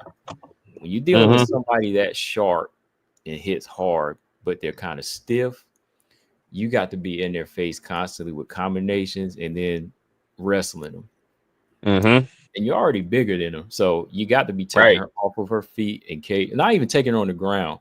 You need to be cage wrestling and putting combinations together. Because that's one thing. When you get on the inside of Val with combinations, you're gonna have more success than you would from the outside trying to pot shot. You ain't gonna pot shot the pot shotter. Right. Yeah, man. But all in all, I think it's gonna be a competitive fight. I don't think it's gonna be one-way traffic. Um, do I see a stoppage? Honestly, I don't. It depends on how well Manon does in the first round. I can't say off rip, but I favor, if anything, if a stoppage is gonna happen. I don't know. It depends on how Manon looks in the first round. Yeah, I'm not calling a stoppage on. I'm not calling a stoppage on any side this time. I made that mistake the last time. I said Yeah, Valentina's gonna stop Grasso, and you saw what happened. yeah. Oh, my But bad, yeah, BJ. I had thought I'd let you in, BJ, but Man, you didn't have your boy sitting in the wings. You know what I'm saying? I've been I had to waiting. let. Hey, I done look, I took had to a let my man get off his man. You got to let him get his in. Two beats I one done man. took the shower. I done took a shower and everything with my Bluetooth in my ear. You took your shot. You didn't get electrocuted, did you? Nah, oh man, nah. All right. So real quick, two beats. That's your pick, right? Final pick, Valentina, right? yes sir. Okay. All right. Let's move on now. We got my man BJ in the building. What's up, BJ? What's up, man? Oh, we just just hanging out, man. Fight week in 3 days, bro. That is fight week. Yeah, man. It's My fight week. Yours was last week. Yeah, you're right. You're right. A little bit of it this week too. Hey, do I sound clear though? Yeah, you sound good. Sound like Okay. Yeah, you good. Okay. Yeah, so y'all were talking about this, but no, I got my pick, but I don't know who to say right. I don't know if I feel safe to say it right now because Okay, y'all trying to make me start with the Jasmine and Jessica fight first, man. you know, y'all were talking about that earlier, and everybody was talking in the comment section. You know what I'm saying? And what I was saying was, this is a perfect fight that can get Andrade back in the win column, or this is a perfect fight that can push Jasudavicius to the next level. But I think that Andrade knows that this is a fight that can get her back in the win column, and I think she's gonna try to take advantage of that. You know what I'm saying? I really think Andrade's gonna come out here and try to hurt Jazzy because I don't think Jazzy, for one, I don't think Jazzy got the technique on the feet. If she chooses to strike, I don't think she's got the technique to be in that kind of firefight with Andrade. Because Aaron Blanchfield, people talk about Blanchfield striking. Blanchfield had the IQ to outdo Andrade on the feet. You know what I'm saying? If you're not gonna stick to it with that level of commitment that that Aaron Blanchfield had, throwing those long strikes and moving and feinting and stuff like that. If you're not gonna fight like that in the pocket with Andrade, then don't do it. You know what I'm saying? I don't think Jasudavicius got it like that. Her best bet really is to take Andrade down. You know what I'm saying? Like that's to me, honestly, that's her best bet is to take Andrade down and out wrestle her and grind her out. That's the best way to do it, if you ask me. I don't think she should be trade. If she stands and trades with Andrade, I got Andrade. If she takes Andrade down, if she comes with that kind of style, I got Jazzy. Okay. If Jessica wins, do you think we'll see stuff like this, man? I mean, it could be something like that. Yeah, that's why I said if she chooses to stand into her, you trying to be funny, man. I see what you're trying to do. I see what you're trying to do, man. You trying to. I'm just asking. That's epic right there, bro. It would be something. It would be something. It would be something similar to that for sure. Okay. Now, will I think that Andrade? I mean, do I think Jazzy runs in there recklessly like Mackenzie Dern? No. Okay. No. Yeah. I don't think so at this point, too. Like, I think that I definitely think that Jasmine, if she avoids like those early leg kicks and so on, like you will see her kind of. I agree. Like she got to use her striking to get to the ground. That's basically it. Don't spin round after round on the feet with Andrade like that because you give her a chance every moment she's up, Every moment. Yep. But what you think? You say you're right. You won't go with Jasmine, you think by finish, man? I think by overall pick, I think Jasmine will fight smart in this fight. I do. I think she'll fight smart. Okay. I'm gonna have to go Jazzy. I'm gonna have to go Jazzy for the win. I think she could, if she fights smart, she can finish Andrade. Gotcha. Okay. Yeah. Thinking about like 2 rounds. She has to fight smart though. I don't think it'll go to the third. If, like I said, once again, if Jasmine's fighting smart, it won't go to the third. She can get her out of there. Okay. All right. Let's see, man. Now this one here, man. We got to talk about this, man. I know you're gonna do some videos over your channel too, but what's your take on this right here, man? Grasso and Silva. I got Grasso 30-20. I got Grasso 29-28, man. I think Grasso styles Natalia Silva, man. When it comes to just stand up and hopefully Grasso's made those improvements, man. I think the way Grasso is a little more grounded in her striking approach versus Natalia Silva's bouncing all over the place, stuff like that, man. Like, you know what I'm saying? That can be detrimental to Natalia Silva in this fight, I think. You know what I'm saying? I think Grasso is to her IQ on the feet. When Grasso's on, she's on in the striking. You know what I'm saying? And all that bouncing around and stuff, man, it didn't it didn't hypnotize her in that Adarujo fight. You know what I'm saying? So, I don't think it's really gonna hypnotize her. You know what I'm saying? I think Grasso just her fight IQ is too good on the feet. I don't think she really has to worry much about the takedown. This is a Oh, fight where really? Grasso don't have to. I don't. No, absolutely not. Okay. No, she don't have Oh to worry no, I about mean, being taken down. not her being taken down, but do you think Grasso needs to take her down? I guess that's what I was thinking. No, no, I don't think she necessarily. That's oh Grasso, you being one of the best boxers in MMA, you have to take this girl down. No, man, this girl zigged and zagged Valentina, man. You think she's gonna be at a loss against Natalia Silva? No, I don't think so. No. You think Grasso, you got 29-28. What do you think? Do you think it's first round, the second round kind of go to Grasso? You I think think she I gets can some see I career can see emergence? Natalia winning the I can see Natalia winning the first round. Okay. I could see her winning the first round. Any knockdowns in this fight for you? Um, it's possible. I think Grasso can roll her. Uh, I think Grasso can roll her you think Grasso gonna because roll it? The thing about Grasso, man, she throws more combinations.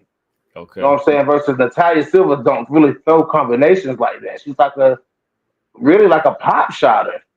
Hmm. And then she's skittish and running around and skipping around and stuff like that, man. Like she don't stay still enough to throw combinations. Versus Grasso throwing them 1, 2, 3s and rolling. You know what I'm saying? Next thing you know, you roll. So I mean, I don't know, man. I want to see Natalia Silva be more of a grounded fighter. Like I want to see her be grounded. You know what I'm saying? I want to see her not skipping around so much and winning a boring decision. Like I want to see her make a statement. You know what I'm saying? Grasso's already made statements in the division. Natalia Silva has yet to really make a statement. You know what I'm saying? Against the competition that counts. Yeah. Yeah. I mean, I definitely I want to see a statement made here. There's got to be a fight where Silva wins too. She's got to make it say, I'm ready for the title shot, because Right. we got another fight coming up, a main event on May 31st, and it Yeah. it doesn't matter if Grasso is a former champion. I think that somebody got to look good out of these two fights, because Yes. they're gonna be looking at Absolutely. they're gonna be looking at it. It don't matter what the fans say, it matter what's being delivered. So that's how I see it. Um, what do you think? What do you think though? Like Silva could change in this fight, like from past fights that you've seen. Just besides being grounded, that could frustrate Grasso. Just turn up her activity. You know what I'm saying? Because Mhm. Grasso, so like that third fight, Valentina had a lot of activity. You know what I'm saying? Like, and Grasso, she never let Grasso settle into a rhythm, which is what I noticed, through Grasso office. Grasso never had time to really read anything because Valentina was throwing it so much at her the whole fight. It wasn't really much taking pictures from Valentina in that fight. Valentina was more offensive in that fight than she was in any of them, I think. Yeah, So I think, Grasso, I mean, Silva gonna have to, output and frustrate Grasso, man. If you don't do that, man, if you don't take Grasso out of her element, she can beat you. You yeah, mind if that's I right. chime in, BJ? Uh-oh. Go ahead, dog. I just want to say, like, Silva does have output. I mean, it may look like she's running around doing nothing, but she's one of the most active fighters on the back foot, moving laterally. And when she stops, that's when she throws the combination. She'll throw a 1-2 and end it with a kick, throw a kick, then throw the 2, the 3 after. Like, it's not just dance around and because I've seen fighters like that. You know who Valerie Loretta is? Yeah, oh yeah. That's someone who will dance around with very low volume. Silva is on a different level where it's like, yes, she's moving laterally. I guess you gotta really maybe believe in her or like really like her as a fighter. I don't know, But like if you really pay attention, she is putting in volume. Like she's putting up like 100+ strikes. Like Yeah, but at a ask like championship, Jasmine. is that going to work? Is that going to work at a championship level though? Is that going to work in there against a Valentina? I mean, when you look at the Jasudavicius fight, right? That was just her debut. And she was on the back foot the whole time, but she outlanded her like probably at least 3-4-1. Same thing with Araujo. Gary like said 3-1. Natalia outstruck Andrade 119-53. And here's the thing, like nobody's beating Andrade in a 3-round striking fight. They're either taking her down or they're knocking her out because they catch her with a real good shot. She actually chose to stand with Andrade for 3 rounds and did that, basically. You feel what I'm saying? And like, No, I get you. It's like, yeah, she throws combinations, but they're at the right moments. They're not like frequent, but she picks her moments when to throw the combinations. You know what I'm saying? So yeah, I mean, yeah, she dances around and it seems like she's running, but what I notice is at the beginning of the round, she'll sprint right to the front, right to the center of the cage.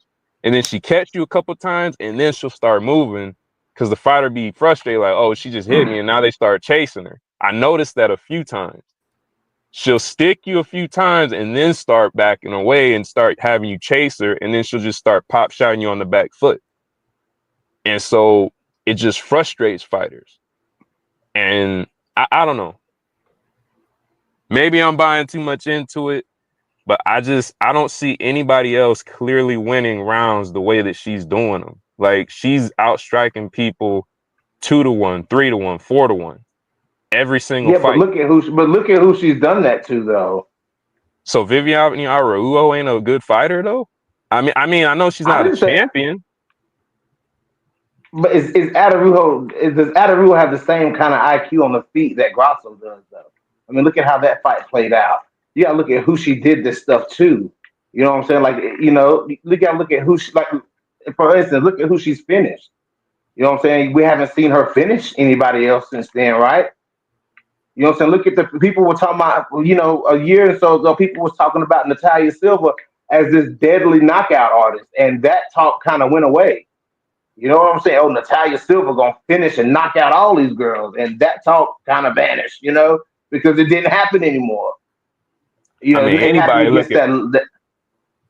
I was gonna say anybody thinking that they just, you know, they don't understand the MMA game, man. It's like when you get to the top 10, you ain't gonna be running through people like that.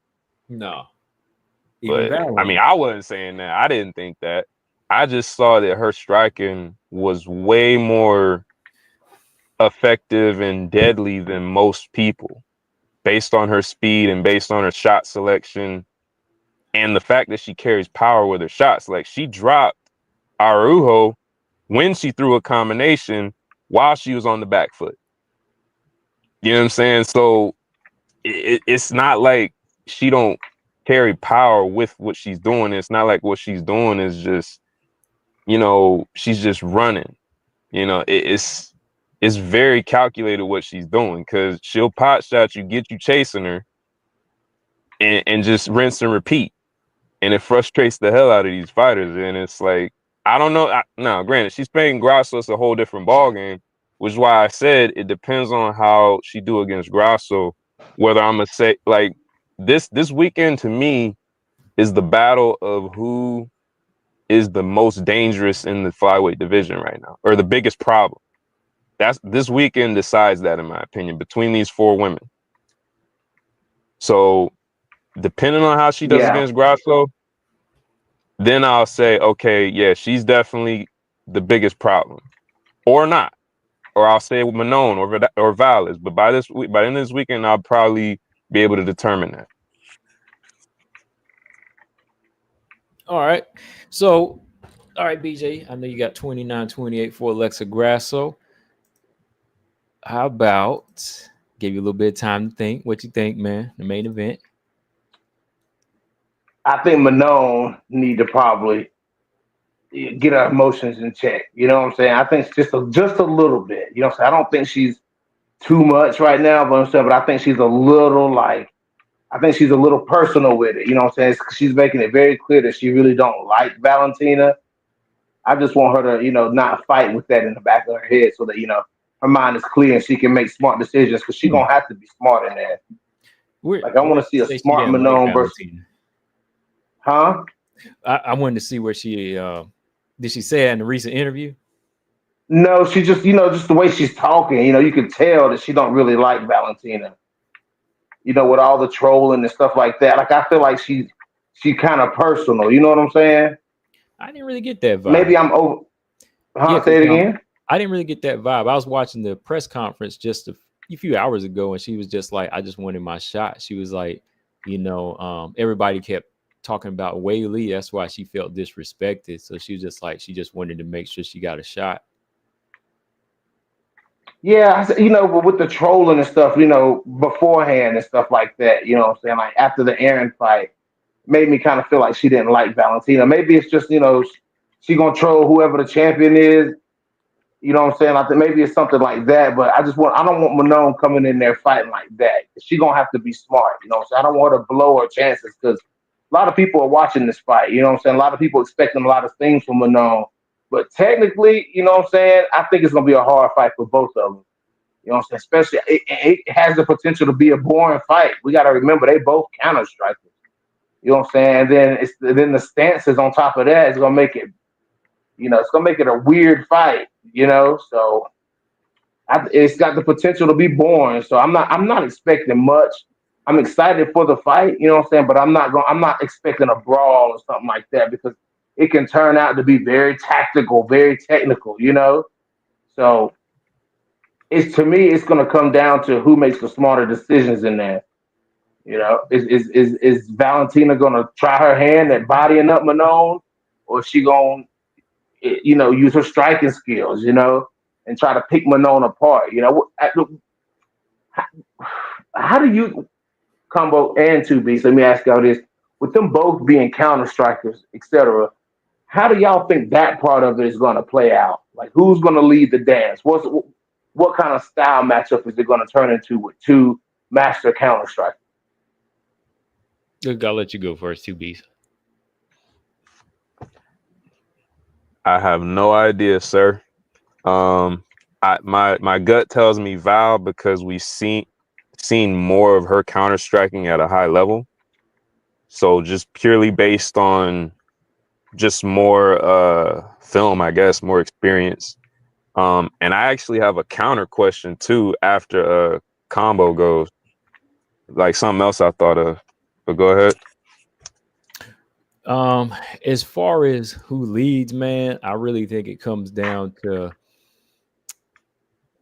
that first shot that lands, in my opinion, man. Like, I think I think it's going to depend on like the quickness. So like who lands that first shot to make them think, oh, this person's got some speed to him, kind of like some of the past fights where like if Chikagan was ready to box but started getting tagged, she was like, okay, this is different.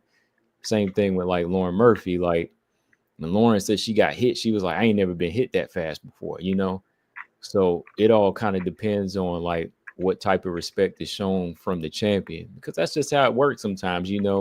These fighters, when they respect the champion a little too much, it could go that route.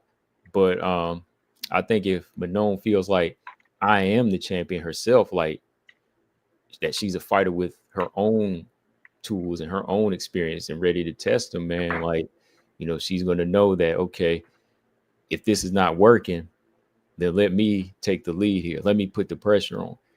And if anything, I think Manon might be the one to take that lead.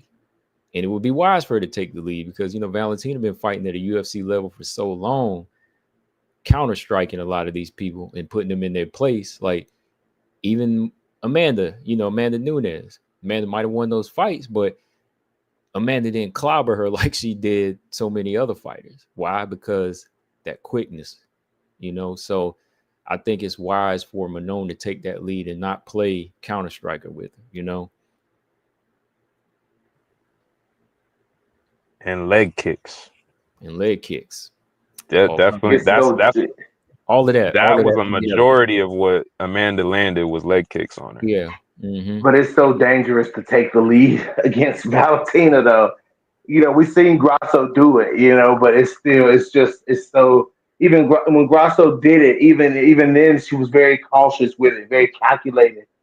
You know what I'm saying? Like it's so dangerous to take that lead against It's Valentina because then you've given her the openings. That's the thing You're though. allowing her to be. Go ahead.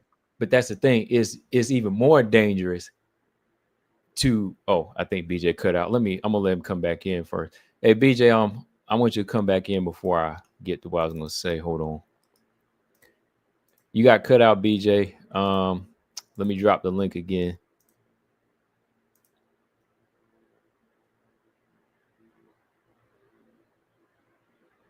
Okay. You back in. I got you. My bad. Oh, you good. Okay, yeah. So I was gonna say, I think it's even more dangerous to not take the lead because then you risk not even winning the fight because That's true. once you let her lead, you pretty much in that groove where I'm gonna just get picked apart or wait till she knocked me out. You know what I mean? Like everybody that took some type of lead on her had some type of success, like Jennifer Maya, Grasso, they would Taila Santos. But everybody that just sat back, Lauren, Andrade, Chikeg, and the list goes on, those fighters were the ones that not only threw away their chances to win, but got beat up, But once you start hitting Valentina back, that's where you take her out of her rhythm. So I think it's hell of a lot more dangerous to not come forward and lead, especially if you got the tools. See, I'm thinking in the manner of, okay, Manon is a striker. She should know what's coming from the other side, right?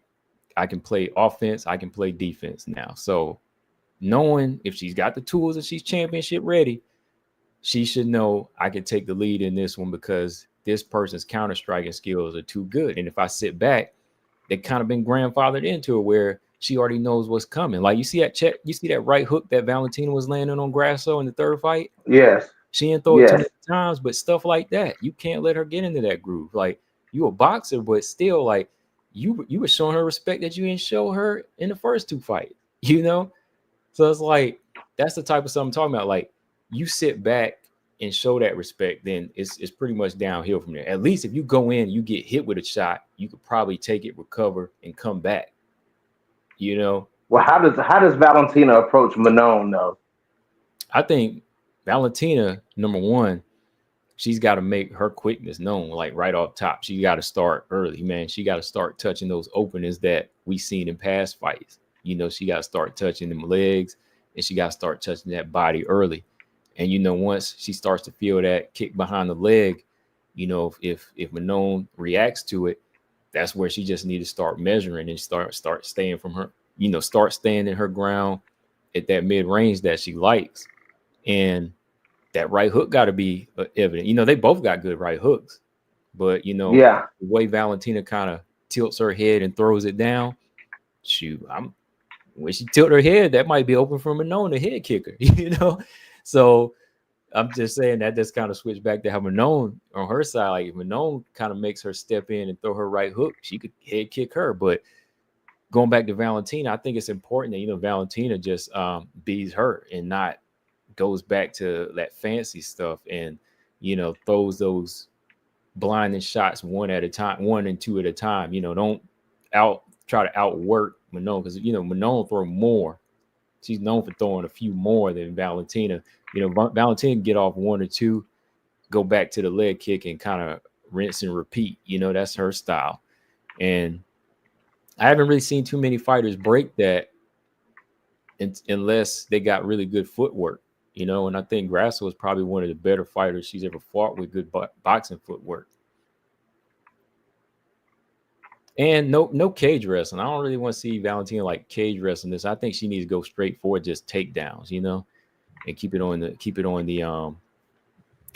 the ground. Avoid cage wrestling with a bigger fighter.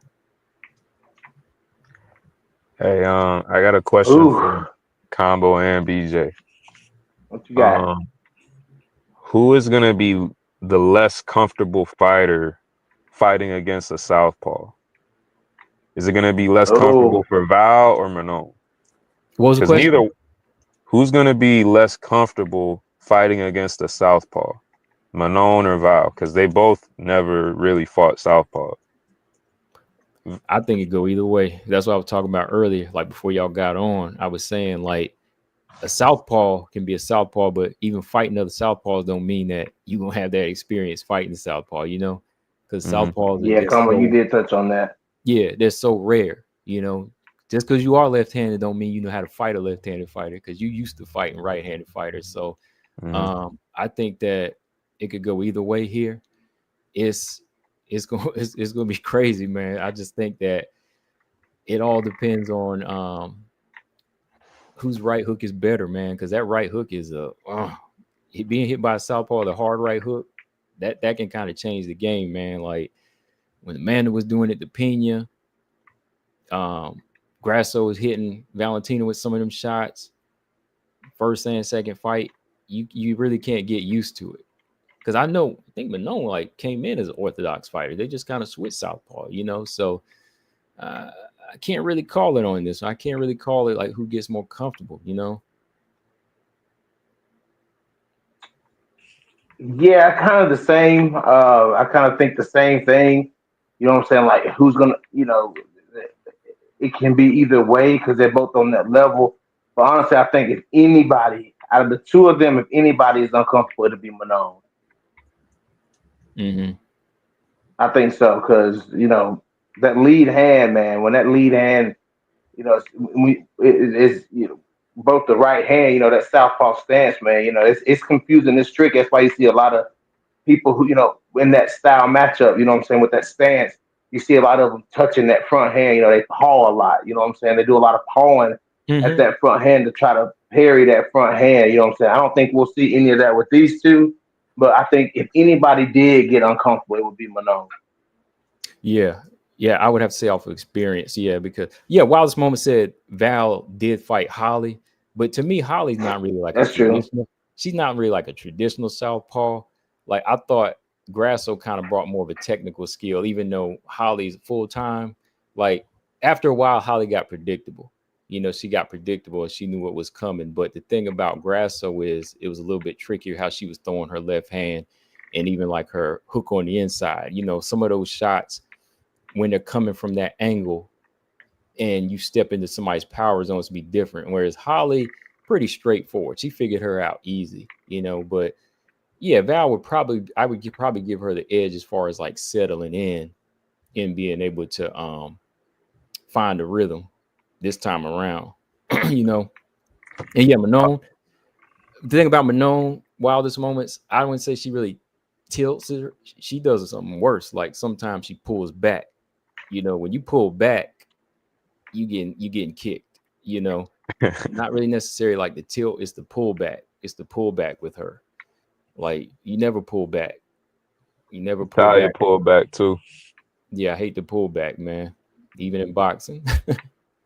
But Natalia, her speed gets away with a lot of things with her. But yeah, she do that pullback too. Like she'll throw the jab real quick. I seen her make a few people miss that try to get her with the counter. Like she'll touch them with the jab, they'll try to hit her back, and she's already gone. But a more educated kicker, it could, Leon Edward vibes. You're right, right. One thing I gotta say before we get off is it is Manon Fiorot. If you're gonna, it's Manon Fiorot. They driving me crazy on UFC, man. So many people calling her Fior still. It's two syllables. It's Fiorot. It's also Manon, not Manon. It's Manon. Yeah, the French accent. I'll butcher it. Forgive me, Manon Fiorot. It's you don't even roll the R. It's like weird. But as long as it's being said closer than what Dana says, Manon or Macy Barber or Miranda Maverick say Manning. Yeah, they killing it with the Manning. Yeah, as long as you saying somewhere close around Manon or Manon, like Rose says, but Manning arms. Oh man. So Manon fans are probably just saying like, hey, just call her the Beast. Yeah. But yeah, for the record, Manon Fiorot, not Fior. It's they're tricking you if you think it's Fior. It's Fiorot. So BJ, your pick. Who'd you say you're going with? See, I knew you was gonna try to draw that Yeah, we out of went me, all dude. You around know it, what man. I'm You led me way out here, and you asked us a question, saying? and then Two Beats had a counter question, and then it went off. I was like, "Oh, we coming back." But if you ain't ready, hey, you ain't ready, man. Just I'm ready. I'm ready. okay. All right, I'm ready. because I know how you push me, so I'm gonna, Okay, yeah. I mean, it's only fair. I'm gonna have to go and new Manon. Okay, I'm gonna go Manon. all right. I kind of see, I think she yeah, can pull it off. I could kind of see, man, like counter striking, making this thing kind of boring, and not necessarily like Nunes Shevchenko fights, but I could see winning something close and Valentina being mad as I don't know what one of those situations. Yes. So, and you know what's crazy is Valentina, as long as the champion she's been, she still got to fight hard. Like they'll Yeah. rob her. They, in some Yes. situations, like their last couple fights, well, the draw. I didn't know they would do it like that. When I saw that, I was like, wow, man, that was crazy. That was crazy, man. I just couldn't believe they did because I thought she had done enough to win the second Grasso fight, but I was like, man, shoot, that was crazy. So Thanks, Axel. Appreciate it. I tried my best. I'm no professional, but I tried. As long as you get the 2 syllables, I won't be upset. Because the thing is, I'm a stickler about names because I get my name pronounced wrong a lot. You feel what I'm saying? So I try to always get the accent as correct as I can and try to get as close to it as I can. So that's always been a thing for me. yeah, Especially when the fighter has said it in an interview before. Like there's some that's worse than that. Like it's, that's just if they've said it before, and it's like clear, I feel like, try to, Try to say it the right way. emulate that. Yeah. You don't got to be all extra with it, but as long as you say Fiorot, that's good enough. But I don't know why the UFC of all people, this is a fighter that you done signed contracts with, and y'all sitting here. I just don't get that. And then the height thing is another thing. They be having people's heights wrong. Like, how the does that height happen? bothers me more. Mm-hmm. The height bothers me more. That's crazy. So but yeah, enough of that rant. Sorry. Yeah. Hey, look, Americans get my name wrong. That's all I got to say. So I'm used to it. Me too, dog. How you get Houston wrong? How you get Houston out of Houston? Come on. Houston, Texas, all these places. Come on, Houston Rockets. Come on. This is America. So I'm like, hey, at this point, I don't even care. As long as you see me and you recognize what I can do.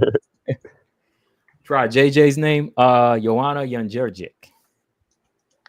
They always said Young Jacek. I don't know what it is though officially. I've never heard her say it. They used to say you on J check. They used to mess it up even worse. Because the J is a Y. The J is pronounced as a Y, right? Yeah, that's what Young J check. Yeah, Young J check. Yeah, they mess up names. Wallstrom said real quick, y'all talking about the striking, who's going to win the scrambles if it goes to the ground? Grasso love her jiu-jitsu, so. But I mean, Natalia got some arm bars here and there, so I don't know. Who was that you said? Natalia Silva got a few arm bars in her career. I think you're talking about Valentina. Yeah. Oh, I'll say bad. Valentina probably, yeah.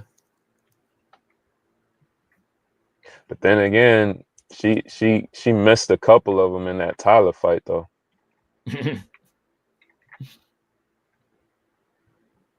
I think Valentina's more fast twitch muscles.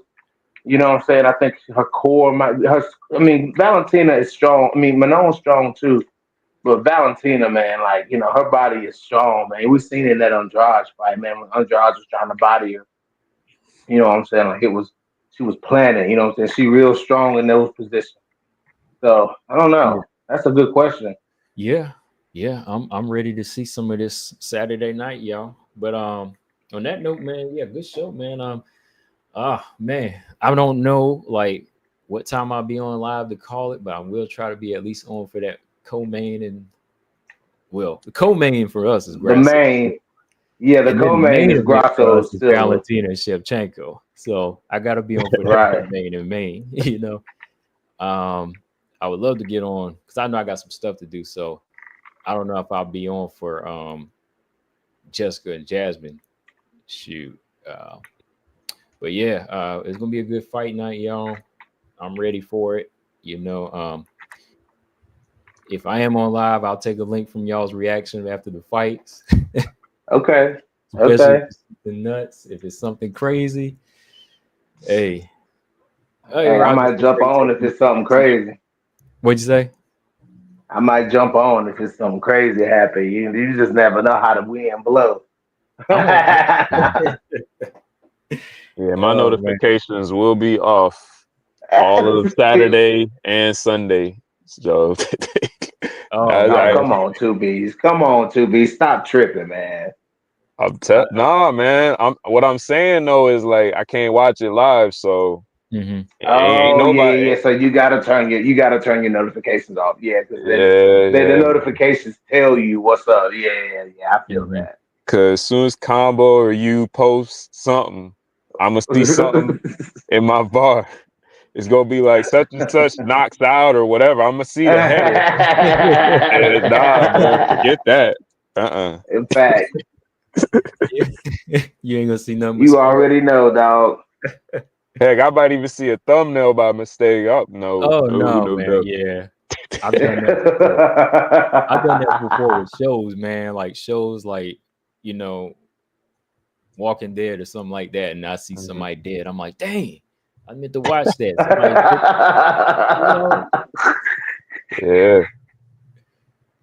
But look, y'all, man, Yeah, I this see. one of them weekends where I'd be like, man, like I'd be thinking like I'm a fan of fighters, but I always got to do that analyst pick too. That's the part that be killing me sometimes. I'll be like, do I be a fanalist or do I be a fan or do I be an analyst on this? I don't, you know, it's all in fun with me, man. But I do think that this weekend we got some 50-50 fights. I know a lot of people keep saying 30-70 or some people say 80-27, 80-20 for Silva against Grasso. I Man, don't Easy know. E said 95-5, dog. 95-5. That was wild.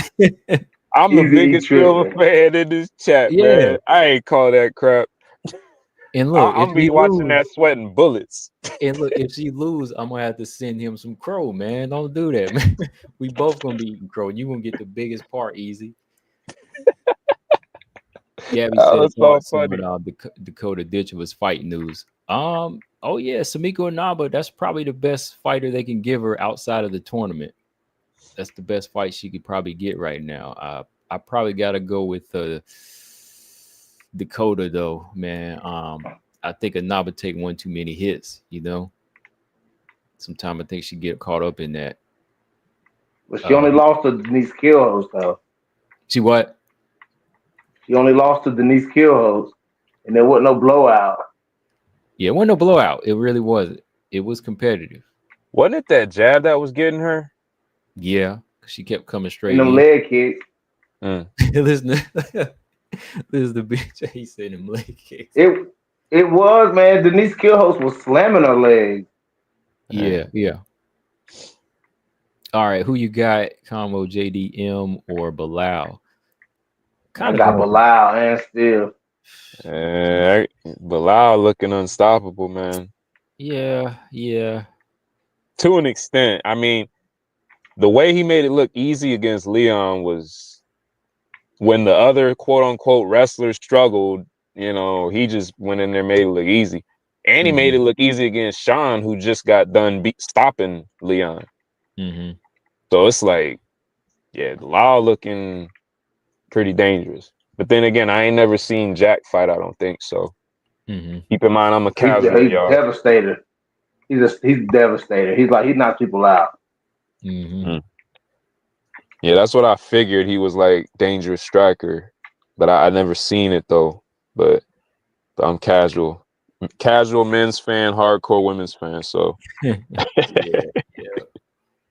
Dang, man, I'm already sweating for this fight card. Shoot. Easy said. I know it's a big one, dog. We've been talking about this stuff. Yeah. And we here now, man. So shoot, I don't know, man. Can I go live for this one? I just need to sit down and pay attention to this fight card. Nah, you need to have these fights need to have your full focus. We'll do some post fight stuff. Oh, don't do it live then. Just watch the fight. Nah, watch the fight, dog. These fights deserve your full attention, bro. We've been talking about these fights for too long, bro. You right, man. Because I've been thinking about that. I was like, should I get on? Because this is one of these ones that I don't want to miss a thing. Like, we could talk about it live after. Because right. Sometimes I be missing stuff, you know? Yes. I keep missing stuff. Like, I don't want to miss anything in this one here where, you know, where I wind up being a close fight. You know, I'm going to have to watch this one. I mean, it's 3 of them too. Shoot. Easy. I want to be as brave as you, man. When I grow up, I want to be as brave as Easy E, dog. Okay. Easy. He said, all right, he said I'm a dollar back tonight. That okay, Easy. That portion is gonna be your portion of crow. 90% of the crow. You're gonna be eating the tail and the butt and all of that, man. With that kind of confidence, I'd have been a billionaire years ago. I know, right? Yeah, him some raven meat. He wants some raven, boy. He want to eat some crow bad. You know? That's you might as well do like me. It's 50-50. Hey, it's called what it is, man. Because I'm not counting Grasso out. Though. I'm not counting her fully out. That last fight wasn't good, but I ain't gonna count her out like that. Okay, yeah. Everybody pretty much said, yeah, great idea. Too much distraction. It is, man. Like you be trying to eat. Stomach be hurt. Yes. The fight is hype, you know. Cause BJ, when people don't understand, man. He was chilling. BJ wasn't nowhere to be found last weekend. Bro, I had to watch those fights, bro. I was watching fights, so I was enjoying them.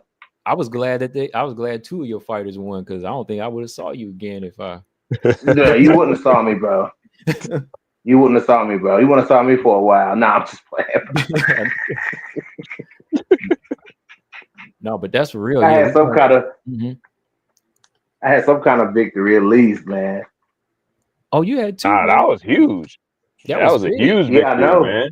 G-Rob was the biggest out of all of them. G-Rob was a big victory. Yeah, I'm glad to see Yana win, and I was glad to see Juju win. So I kind of went 3 for 3, you know. Yeah. The Misha Yana was like that was like either I'd be happy to see either one of them win, you know. So. Oh, Paul. It was kind of like a. Oh, sorry. Go ahead. Paul said his real main event is in 2 weeks, man. You know, that's the Aaron Macy, right? Yeah, he really trying to see my girl whoop his girl. I don't know what's up with that, man. Paul, come on, man. Now that's gonna be a hard one. That one is hard, man. Like that fight. You talking about Aaron Macy? Yeah, that fight gonna be crazy. That might be even crazier than Silva Grasso. I ain't gonna lie. That's that right there. Because the thing is, they don't like each other, and it's very blatant, not hidden, not shied away from. That's gonna be a fight. That's a club girl fight right there. And they both are brawling, like very grit. Like, yeah. What's that saying? You say combo? There's definitely gonna be blood. It's gonna be blood. Both of them gonna bleed probably. Mm-hmm. I might get a little more technical. Say there'll be some hematomas in that one, man. Yeah, yeah, because I know Aaron kind of had a hematoma on her eyebrow from Manon, so I'm like, ooh, if she eat a shot from Macy, ooh, oh my goodness, man. Yeah, every time I look at these two, it's gonna be some clubbing fist in this fight. Yeah, every time I look at these two, I think of like just two mean girls that be talking trash, and then they just start fighting, out at the club or something. That's kind of what I see at Aaron and Macy, man. This a high school fight. Kind of a high school fight, college girl. Yeah. Okay, G Frank said he wanted to take a link before the Aaron Macy fight. Okay. Not G Frame. Who you promoting, G Frank? Who you promoting? Who you side promoting? Depends. If you promote Macy, I can't get with you, man. No link if you promote Macy. Nah, I'm just messing. That's crazy. I mean, what, you don't like Macy combo? Like, no, I do. I'm just messing with it, man. I know that. Oh, okay. Yeah. No, I like Macy. Man. Shit, he said cold blooded. Yes, sir. Cold blooded. Hey, I like that emoji, man. We might have to. That has to be a T-shirt, man. Yeah. Just straight up Ice Cube and a blood draw. That's what's up. Man. All right, but what do y'all think about this Arujo and Tracy Cortez, man? Like, I got Arujo. I'm gonna pick Tracy last time. If she don't win this one, then I know it's a wrap. You give her one more try, man. Yeah, because I give her a pass for the Rose one. I give her a slight pass for the Rose one because that was a tall mountain right there. Yeah, short notice, kind of against a person who has way high level experience striking. I felt like that wasn't gonna go, and it was at elevation too. So I give her a pass on that one. But if she goes out in this fight and it's not close and Arujo easily gets it, then yeah. But I'm gonna pick her because last time she lost, she won 10-11 straight. So I don't take her as someone who's not serious yet. So yeah, like I wanted to see her do so much more in that Rose fight, but I couldn't pick her, man. Like, I know I did pick Rose in that. I think I picked Rose in the only flyweight fights I didn't pick Rose in was Manon and Aaron. But yeah, I did pick her, and I picked Rose in that Tracy fight. No, wait a minute. I can't remember. I ain't even gonna call it because I think you picked Tracy. Yeah, I might have did. She lost. Yeah, I thought she was going to try to wrestle. I thought she was going to use her strength. I thought she was going to kind of do what Aaron did, but when that eyelash got knocked off, I think that kind of changed the game. Oh, no. I think what happened is she was trying to conserve herself and not do too much wrestling, and then Rose surprised her with the wrestling, and then on top of that, she's dealing with this striker that got way more experience. It was basically all the odds was stacked against her. Facts. And you know what I'm saying? Yeah. And I don't know. Like I gotta give her a pass for that because I'm hoping she can do well, but okay. This will be the last time because I don't know, man. If she can't get through this fight here, it's only gonna get worse in terms of her chances of being able to beat or win the necessary fights to get anywhere close to title contention or even in the top 5, top 10-ish area, I got Arujo, man. Arujo got a little streak together right now too. Yeah. And I'm gonna have to go Bibiani. I gotta give her credit too. Like Arujo has kind of been homing in more on her punches. Like she kind of been conserving her gas tank too. So I think that she's been a little bit more effective with that, like she's been lasting longer than, like she's her cardio's been looking better. Yeah, it looks better now. What Easy said I'm gonna report you for what image? What image, man? He said he gonna report me for this picture. I meant to when Two Beasts was talking about Manon missing, I was gonna say, you mean like this shot right here when she missed on Rose? Now, see, here's the thing, Combo. I said her accuracy was low, but that don't mean she didn't never hit her. Right. Hey, you could have a 10% accuracy and knock someone out, and it don't even matter. Exactly. Knock them out. Yeah. Bad. Mm-hmm. But yeah, Oh, go ahead. I Sorry. was gonna say, oh yeah, you missed all day, but all you need is that one shot. Ask Andrade. Man, That's true. look, Gary, he on one, and I like Gary. Gary said Macy's win streak is a little fraudulent. He over here playing. It's a little sus, but it ain't all that sus though. He trying to pluck at some feathers tonight, man. So, man, Hey, I admitted it. I admitted it was kind of sus though. I did. Hey, look, especially after watching that Troop fight. Didn't I say I'm gonna do a resume check? I still ain't done that yet. No, you ain't done it yet. I've been waiting on it. Y'all want me to do a resume check video tomorrow? I might get on live. I might say yes if you want me to do resume check tomorrow. Oh, come on, man. This close to the fight, dog. Oh, okay. I got to do it. It's May, man. It's May. I got to do it.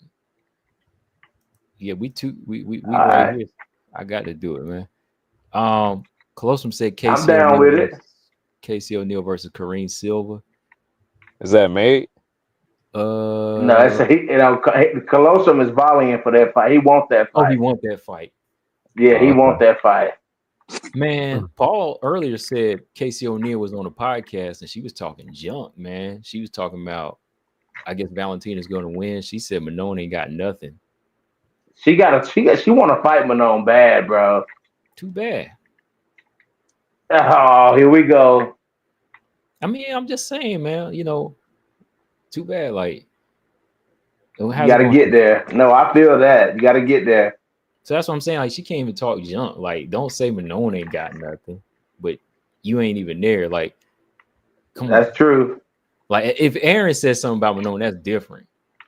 Like, before they fought. Like, if Aaron talks junk, like, Aaron was like, I beat Manon up. I'm like, oh, yeah. Yeah, you rank higher than her, too, but she got something to stand on. Like, Casey O'Neill. Oh, yeah. Come on now. Like, get up there first. Like, I want Casey O'Neill to win because, she's young and she still has some fire there, but I just need to see something, man. No, I feel Honestly, man, I think Jillian Robertson can move back up to 125 here, man. Come on, Combo. Now you trying to pluck at some feathers. I see you though. No, I'm just saying G-Rock could move back up and beat her. I'm just saying, like, it'd be a good fight. It would. Probably. Jillian probably would beat her though. Mm-hmm. If you want me to be honest. Yeah. Gary said Ebos or Ricci. Oh, Combo already talked to you about this when you told me about the announcement. I'm sorry, man. I got Ebos, man. I'm sorry. I got Ebos. I got Ebos, man. She a dog, bro. Ebos all day. Wherever it goes, yeah. Ebos. I mean, Ricci is Combo abandoned Tabitha Ricci, boy. I mean, come on, man. Like, I feel like Ricci needs to dedicate more to her wrestling than like her entries. Yeah, because she was too accepting of a striking battle with Jan. I feel like she didn't really push the issue to get it to the ground as much as she should. But she was banging in there, though. I have to give her that. Yeah, I like banging in there. She was banging with Loopy, right? Did she drop Loopy or like rock Loopy in that fight? Nah, I think that was a slip. She did. Oh, it was a slip. Okay. Like it was a weird. It wasn't like shot lands, rocks her, and then she dropped. Like, nah, I don't remember that. I might be wrong. I don't think it was that way though. Well, Combo, he confuses a lot of drops and slips, so you got to be careful asking Combo that question. Like which one? The Lemos and Hill fight? That Lemos Angela Hill. He confused that. He was hurt about that one. Shots fired. Man, he didn't want to admit that Angela Hill dropped Lemos, but that's all right. Man, I'm gonna pull that up. Not now, but I'm gonna pull it up. And if I'm wrong, I'm gonna do a video. I'm wrong. That will forever be so funny, dude. That will forever be so funny. Come on, like, man, she didn't drop her. I was like, yeah, she dropped her, bro. Come on, I'm gonna have to go back and look at that. Oh yeah, G Frame said Camo don't confuse those roles though. Yeah, I don't confuse no roles. I don't confuse no roles. I seen a roll. Man, where's the homie James at, man? We need to get him in at least once before the fight. Yeah, that's why I came James on. sleep tonight. Yeah. Man. I was like, hey, I'm opening this link because I know what he wanted to say about the bullet. So I was ready. But after who else rolled, man? I know Valentina rolled. Who else rolled? Let me see. Who don't roll lately? I don't know. I'm trying to think of who done rolled lately. I know, man. What's Josiane Nunez rolled? Oh man, Nah, she didn't roll. no, she didn't roll. She She went swam. down. Yeah, She went down. she went to sleep. Oh man, G Frank said James is going to show up on Sunday talking about I haven't watched the fight yet. Hey, especially if Valentina lose, he gonna be like, I ain't seen the fight yet. Yeah, oh yeah, that's what he did before. Yep. Oh man, yep. But listen, fellas, it's my bedtime. I'm getting off here, man. Okay, all right, man. Well, Yes, sir. y'all know how we do. Me and BJ gonna link up Tuesday, man. Tuesday. Yes, Look, sir. we either gonna be cheering on Tuesday or somebody gonna be crying on Tuesday on that show. Hey man. That is true. That's true. And just so y'all know our dedication, look, I'm gonna be out of town and I'm gonna still be on with you, man, that night. Definitely. Okay, bet. Definitely when we do that Bet. shit. I'm gonna need to get out of town if it go bad. Yeah, you got to. Yeah, but that man got to go on vacation, boy. Yep. I can't wait. That man got to go on vacation. Yeah. I'm gonna be like, oh snap. I'm gonna be like, nah, gotta go. But hey, I ain't gonna be hiding. No, I'm gonna still be on here. People people always be like, oh, your fighter lost. I'll be like, I ain't lose. I'm right here. And yeah, and like, oh, that's the first time I've ever had a fighter that I like lose. I tell you, people actually are that delusional. Yeah, look, I'll tell you this. BJ will tell you too, man. I think craziest people ever acted. Like I thought Rose Wei Lee was when people acted crazy. People acted crazy when the Wei Lee Suarez fight went down. Bro, I'm telling you, bro, that shit was crazy. That was crazy. Like I'm just saying. And Combo got more flack than I did, and I'm a big Tatiana fan. Mm-hmm. Yeah, like I thought I got flack for the Rose fight. Like no, like just the Kim, just like the back and forth between Wei Lee and Rose that time. But man, like people was going in. I was ready too, man, because they got mad at me when I said Carla had good wrestling. Yep, so they did. Yep. And I'm like, everything I said is factual, man. Like I'm just going off of stats and everything, man, and records and showcasing fights. But man, when people are fans of fighters, man, they hate you, boy. They hate you. So I just saw like a lot of separation, boy, when that Tatiana and Wei Lee fight went down. People acted crazy. But oh well. I mean, low key, the most effective wrestler to this day is Valentina. Right? You can't argue. I mean, yeah. Valentina, she'll wrestle. I mean, 50-45 in her last fight, So no other fighter in UFC, not the women, can say that. No. They took down every person they ever fought at least once. Not every, for over 15, 17 different fights. Yeah, and then a perfect 100% takedown in the Andrade fight, 8 out of 8. It don't even seem like she took Andrade down that many times. In 2 rounds. It wasn't even like a 5-round fight, just 2 rounds she was doing that. Yeah. If you want to call rolling, that's when Andrade was rolling, boy, right there. She was getting tucked in. Yeah. I didn't expect it to go that way. But Yeah, well, BJ, let them know before you bounce, man. Let them know where they can hit you up at, man. Well, everybody knows where I'm at. No Filter MMA on YouTube. You guys come check it out. I'm gonna be eating. I'm either gonna be cheering or eating some crows Saturday night because I'm doing videos right after the fight. Right after. So I Okay. might. Next time you hear from me might be bad. Who knows? Mm-hmm. Mm-hmm. Who knows? Oh Hey, man. at least you had your good weekend. Your past weekend was good, I BJ. did. So yeah. So if this weekend don't turn out good, at least I had last weekend.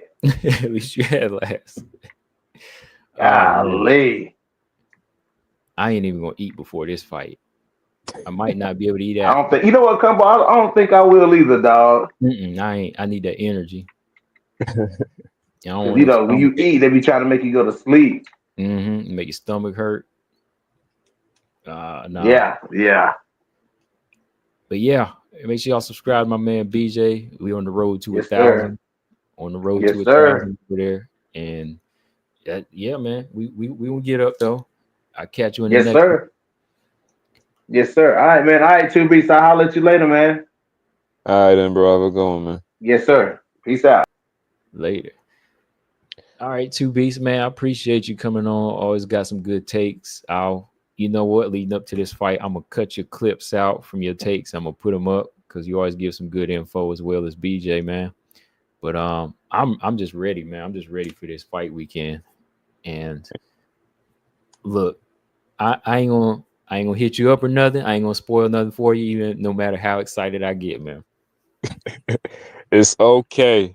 My phone will not receive a single notification. There you I go. ain't gonna watch it till I got a crazy lifestyle, man. I wake up every day like 3, 4 in the morning anyway. But I'm Yeah. gonna do it on this weekend. That'll probably be when I start watching it around like 3, 4 in the morning. So on Okay. Sunday. All right. Yeah, get them in, by Sunday evening. If we get on, you'll be ready. You'll be ready to go, man. Give us your thoughts, bro. Yeah, Sunday evening I'll definitely be free, and I don't take it as personal as other people possibly will, as a huge Silva fan. So I'll be perfectly fine, Mm-hmm. and I'll bring an empty stomach and an empty plate, ready to eat any and all kind of crow. I guess that's the term we use now. Yes, It'll sir. be all. It'll be perfectly fine. I All can't right. wait though.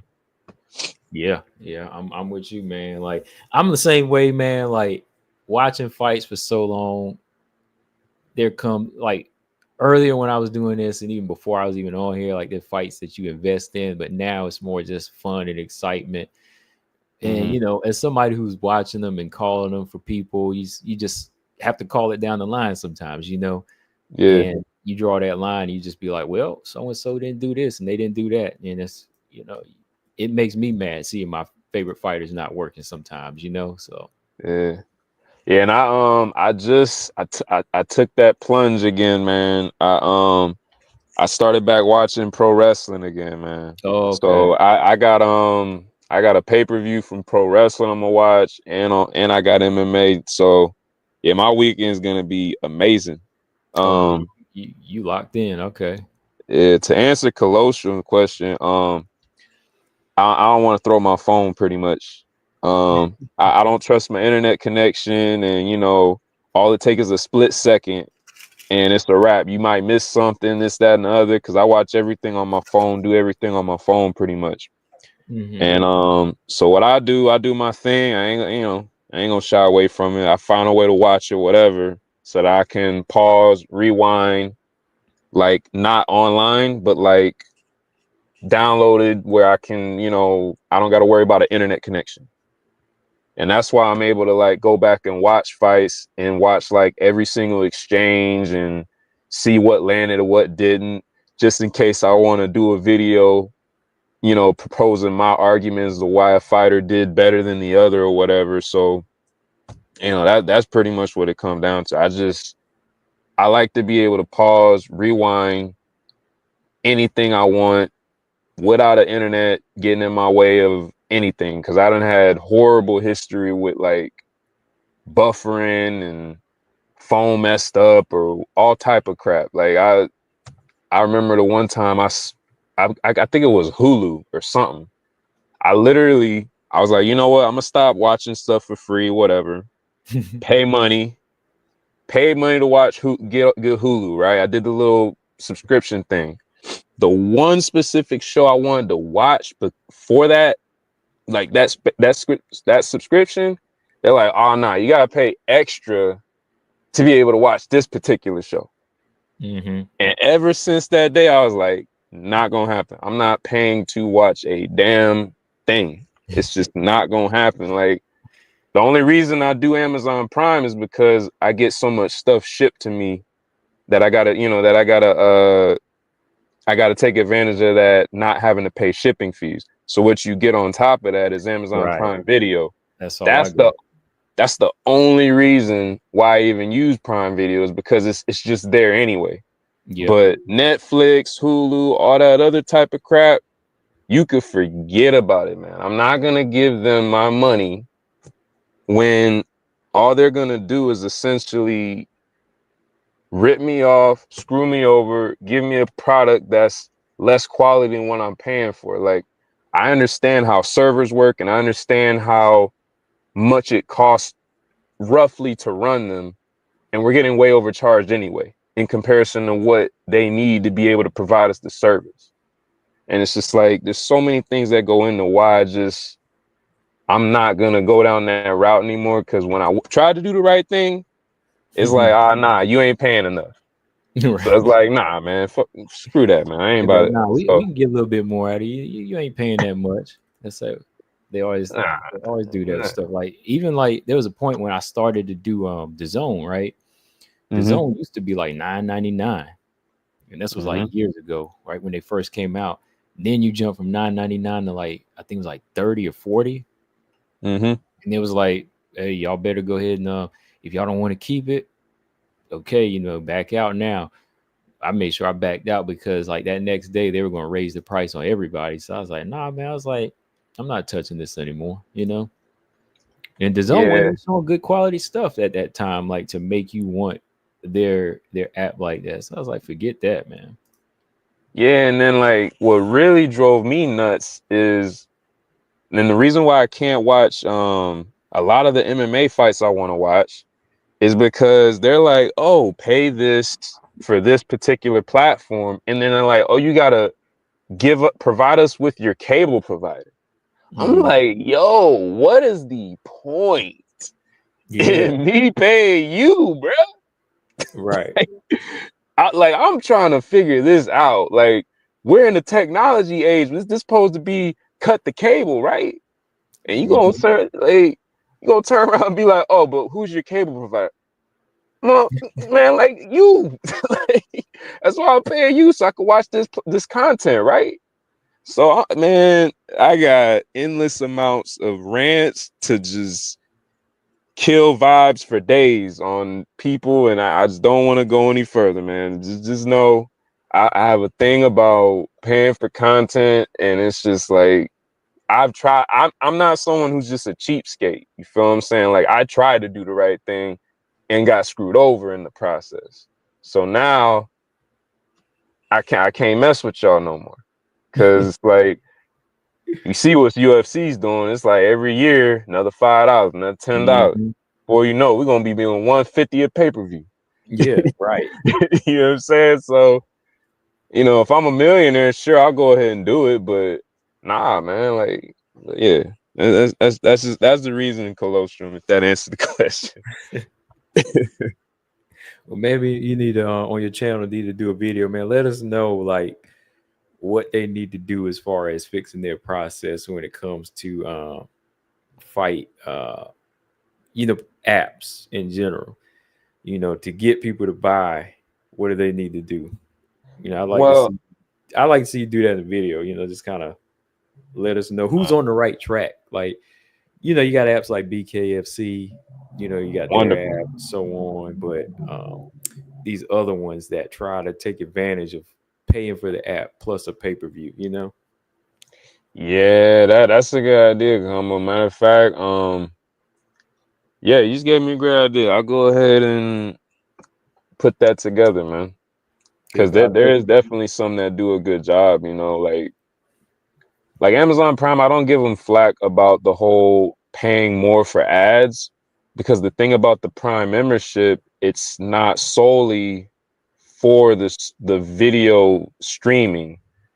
A majority of it is to cover the expenses towards all the shipping that they do for the Amazon shopping app or whatever, right?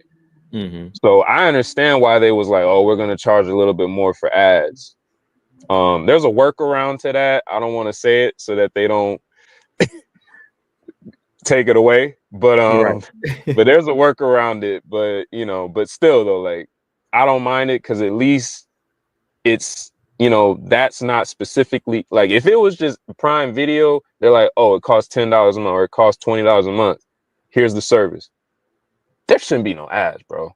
Like that's the whole, like the only reason you should ever display an ad on any form of platform is for monetization. But Mm-hmm. you already have obtained that based upon me paying you on a monthly basis with my debit card / credit card. You feel what I'm saying? So it's like, you know, what are we doing here? Like, I'm gonna pay you this much, and then I'm still gonna see an ad that don't make sense. There's no point Right. at that point, because you already got a lot. That's a locked in customer. You know, Yeah. that's the golden ticket. Like that's what every software developer's dream is, to have people just straight up paying to use their software. You know, but apparently it's not good enough to these companies. So UFC, they same thing. It's like you got all these pay-per-view money that's coming in, but then all the sponsorship deals, they got to have all the ads, they got to have all the, you know, I don't drink, so every time I see alcohol this, alcohol that, this is sponsored by New Amsterdam, this like drives me freaking nuts. I'm like, dude, you already got people paying hundreds of dollars to sit in the stands, $75 for the pay-per-view. It's like, dang, man, we just gotta sell ads. I don't get it. But Everybody getting that money, man. Everybody trying to get in their pocket somehow. You know, it's crazy.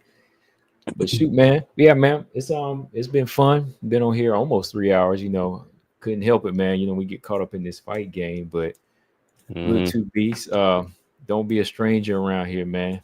We always gonna get up on here and just chop it up with some fights and do what we do, man. Thanks for coming on again, man. absolutely, and thank you for having me. Sincerely appreciate you, man.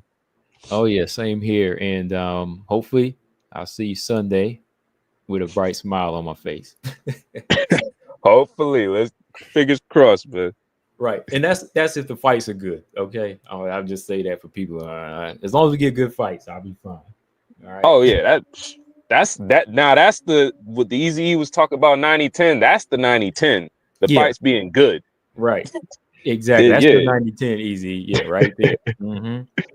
All right. Yeah. All right then, bro. All right. Be safe, man. Later. All right, y'all. I appreciate y'all sticking it out. We always have some good conversation over here, man. But yeah, man, these fights gonna be fun, man. We got all different levels. We're gonna have fireworks in this first fight with Andrade and Jasudavicius, then with Grasso Silva. Some explosion, but a little bit more technique to it. A little bit more spice to it, I believe. Then, man, you got Shevchenko and Fiorot. It's gonna be real. That's the real one. That's going to answer some questions, and yeah, it's going to be a real chess match that's going to have some good explosive parts to it. But yeah, thanks for everybody came through. That was episode 199, man. We got episode 200 coming up, so hopefully episode 200 will be something big, big enough, right? Just to celebrate doing 200 episodes over here, and it came at a perfect time. It's coming at a perfect time. Make sure y'all hit that like and subscribe, and I'll catch y'all on the next one. Peace.